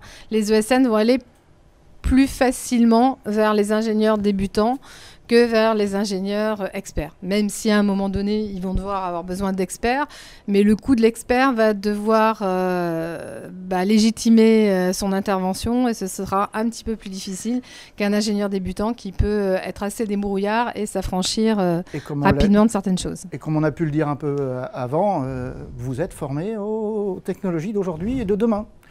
Ce que les anciens, on n'est pas forcément, on se forme sur le tas. Donc, puis on doit désapprendre, parce que ça, c'est aussi un truc qu'il faudra que vous allez découvrir avec votre métier.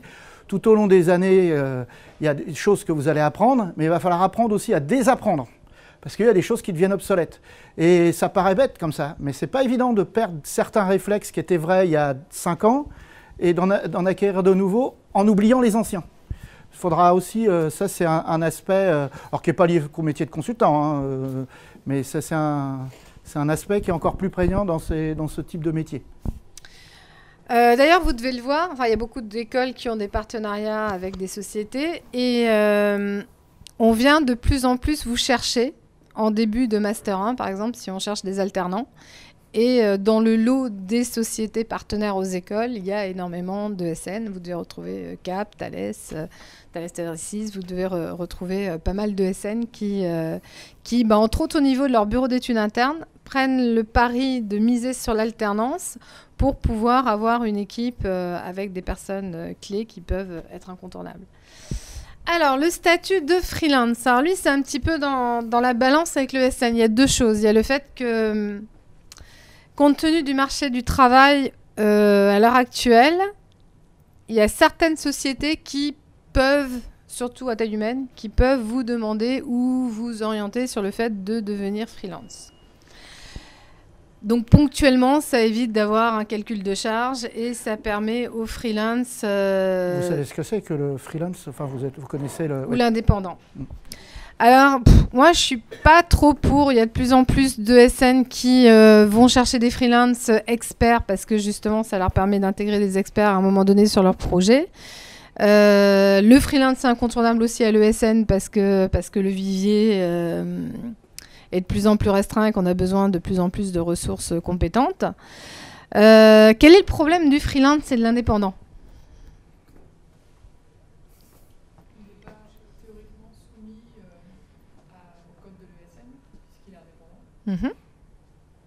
Et après, on pourrait penser que c'est plus un avantage de ne pas être soumis à des contraintes.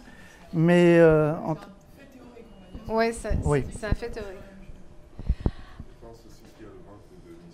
Voilà. Alors ça, j'allais y venir, c'est que le problème numéro 1 en fait, du freelance, c'est ok, d'accord, il y a une société qui m'a demandé de devenir freelance, je me mets freelance, je me mets indépendant, pourquoi pas, j'ai des compétences.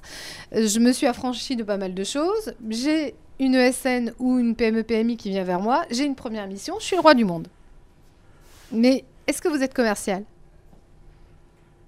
Est-ce que vous savez faire du commercial ? Est-ce que vous avez anticipé la fin de mission et ce qui va arriver après ?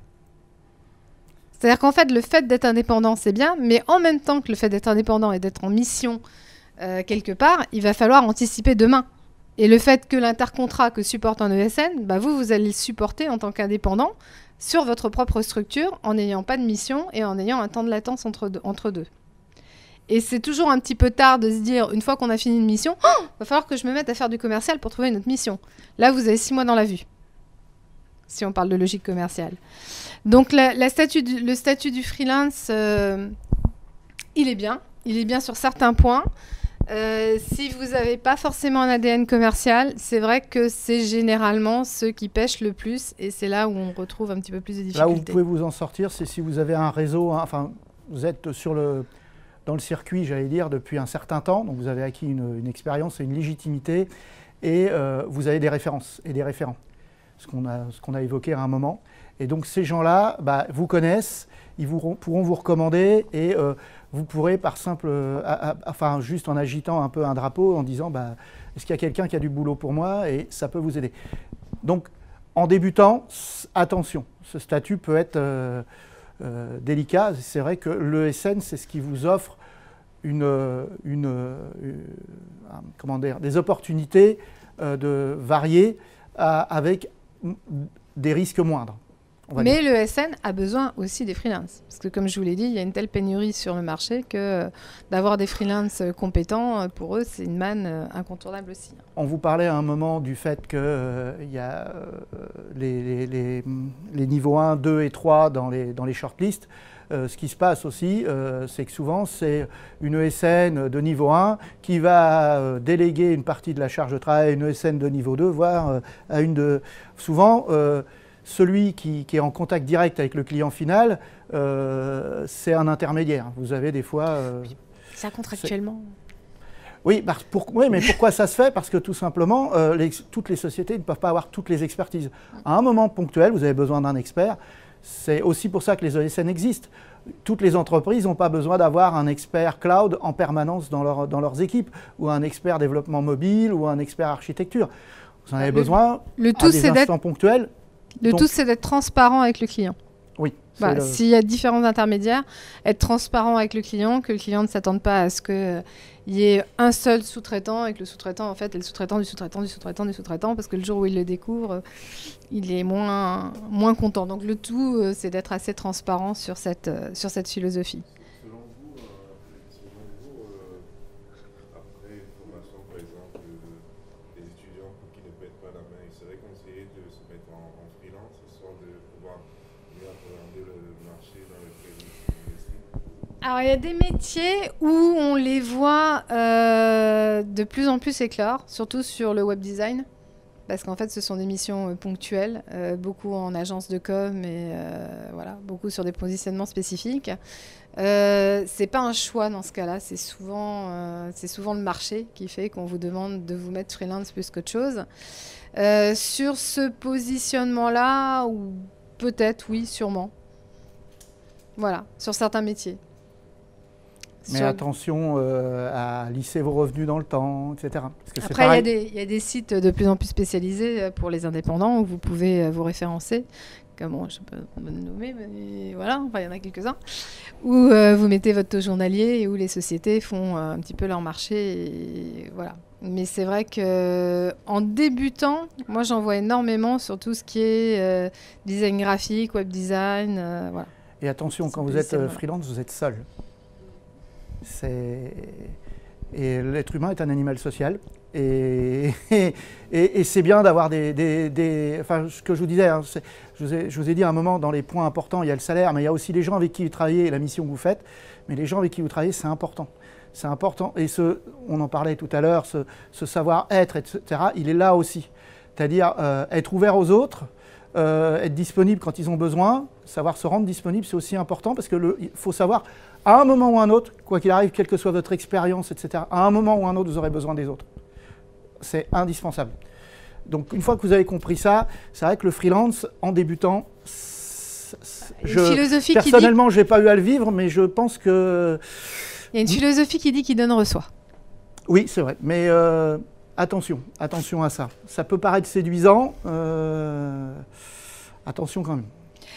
Un des derniers chapitres, ou le dernier, je crois, de le mémoire. Dernier, normalement, voilà. parce que là, ça on va est être très en retard. Ça va être les startups. Alors pourquoi j'ai voulu parler des startups? Parce qu'en fait, les startups, c'est un petit peu le pendant des ESN à l'heure d'aujourd'hui. C'est la deuxième catégorie qui sort un petit peu qui sort un petit peu du lot. C'est-à-dire que de plus en plus de jeunes, et de moins jeunes, mais de jeunes, peuvent se lancer très très rapidement dans l'entrepreneuriat. Et en fait, on leur apprend souvent en école, donc ça peut être aussi le cas de votre école, mais souvent en école, on leur apprend très vite à travailler sur des projets innovants. Donc à se mettre en équipe et à traiter un projet, que ce soit du cahier des charges jusqu'au développement et jusqu'à la validation à la recette et au scénario de test. Donc ça leur apprend très vite à maîtriser un projet. Après, beaucoup d'écoles et beaucoup d'universités les font réfléchir sur des projets innovants.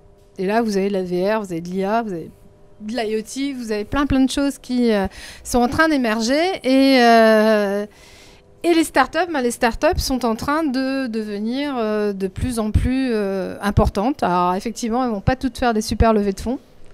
Il y en a peut-être un pourcentage infime qui vont devenir demain les Google ou sans être les Google, des sociétés qui vont avoir pignon sur rue. Mais ça permet déjà, de par l'âme entrepreneuriale, de sortir un petit peu du lot et de montrer à des futurs employeurs potentiels qu'on peut avoir une maîtrise de management de A jusqu'à Z. Et ça montre qu'on a la capacité de maîtriser un projet innovant.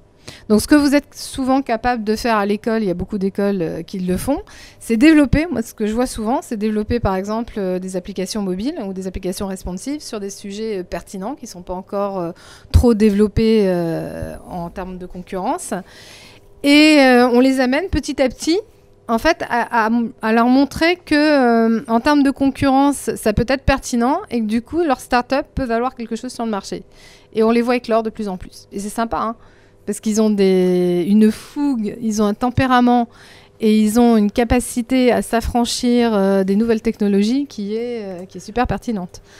Donc, par exemple... Mais vous retrouvez ça aussi dans certaines entreprises. Dans des grands groupes où justement la capacité d'innovation du fait de la structure qui est rigide est limitée, eh bien, on crée des petites entités, pas des business units, hein, comme on a vu tout à l'heure, mais vraiment des micro-sociétés en interne, avec les salariés en interne, qui piochent dans les ressources de l'entreprise, avec un niveau défini à l'avance, et pour développer leurs propres idées. Il y a beaucoup d'entreprises qui font ça. Vous l'avez, il y a Crédit Agricole, je crois, qui a fait ça, Société Générale, SAP, où en interne, on encourage les collaborateurs à réfléchir, à candidater sur des sujets. Donc c'est vrai que c'est les partenaires quand même des incubateurs aussi. Donc ils font ça en interne, mais ils le font, ils le font en interne aussi, mais en externe aussi, parce que c'est eux qui les font. Ce qui leur permet de financer une partie des incubateurs. Pour aller chercher les bonnes idées. Donc c'est vrai que si vous avez des bonnes idées. Donc là, par exemple, je vous ai donné en exemple Outscale, qui est le fournisseur de services cloud partenaire stratégique de Dassault Systèmes, qui est une des startups qu'on peut prendre comme exemple. Il y en a d'autres comme Payfit qui ont une levée de fonds par Xavier Niel qui permet une dématérialisation totale du système de paye. Il y a des belles aventures qui se font actuellement. Il y a de plus en plus d'incubateurs qui naissent et qui, je ne vais pas vous parler du Cargo, je ne vais pas vous parler de Station F, je pense que vous les connaissez tous, et qui fourmillent en fait d'idées assez révolutionnaires et assez intéressantes. Après, elles vont faire leur petit bonhomme de chemin, voir s'il va y avoir de la concurrence, si elles vont pouvoir sortir du lot. Mais disons que c'est un phénomène qu'il y a 10 ans, on ne voyait pas. Donc favorisé par le fait qu'à l'heure d'aujourd'hui, on a un statut d'étudiant entrepreneur qui est donné par l'État. Donc maintenant, les étudiants peuvent devenir entrepreneurs et peuvent bénéficier de ce qu'on appelle le D2E, qui est un diplôme d'ingénierie d'entrepreneuriat. Donc voilà, donc les startups, c'est un petit peu le pendant des ESN. Dans l'industrie de l'informatique et des nouvelles technologies, on peut constater que les ESN représentent 80% du volume d'emploi, mais les startups recrutent elles aussi. Et voilà, souvent elles recrutent vite, bien, et des jeunes ingénieurs qu'elles cherchent en tant qu'associés souvent. Voilà, il y a de plus en plus de networking qui se mettent en place sur adopteunAssocié.com ou trouve mon associé. Vous avez les startups qui essayent d'intégrer dans leur capital ou de faire collaborer des ingénieurs dans cette logique-là, et c'est génial, quoi. Donc si j'ai aussi une recommandation à vous donner, allez-y. C'est une belle aventure. T'as quelque chose à rajouter ? Ce sera le mot de la fin. Ce sera le mot de la fin. Parce que si je repars, on en a pour encore 2 heures. Donc on vous libère. Donc on vous laisse nos coordonnées. Merci à vous. Merci de votre écoute. Merci de votre communication. Et peut-être à très bientôt alors. Merci. Bon, merci.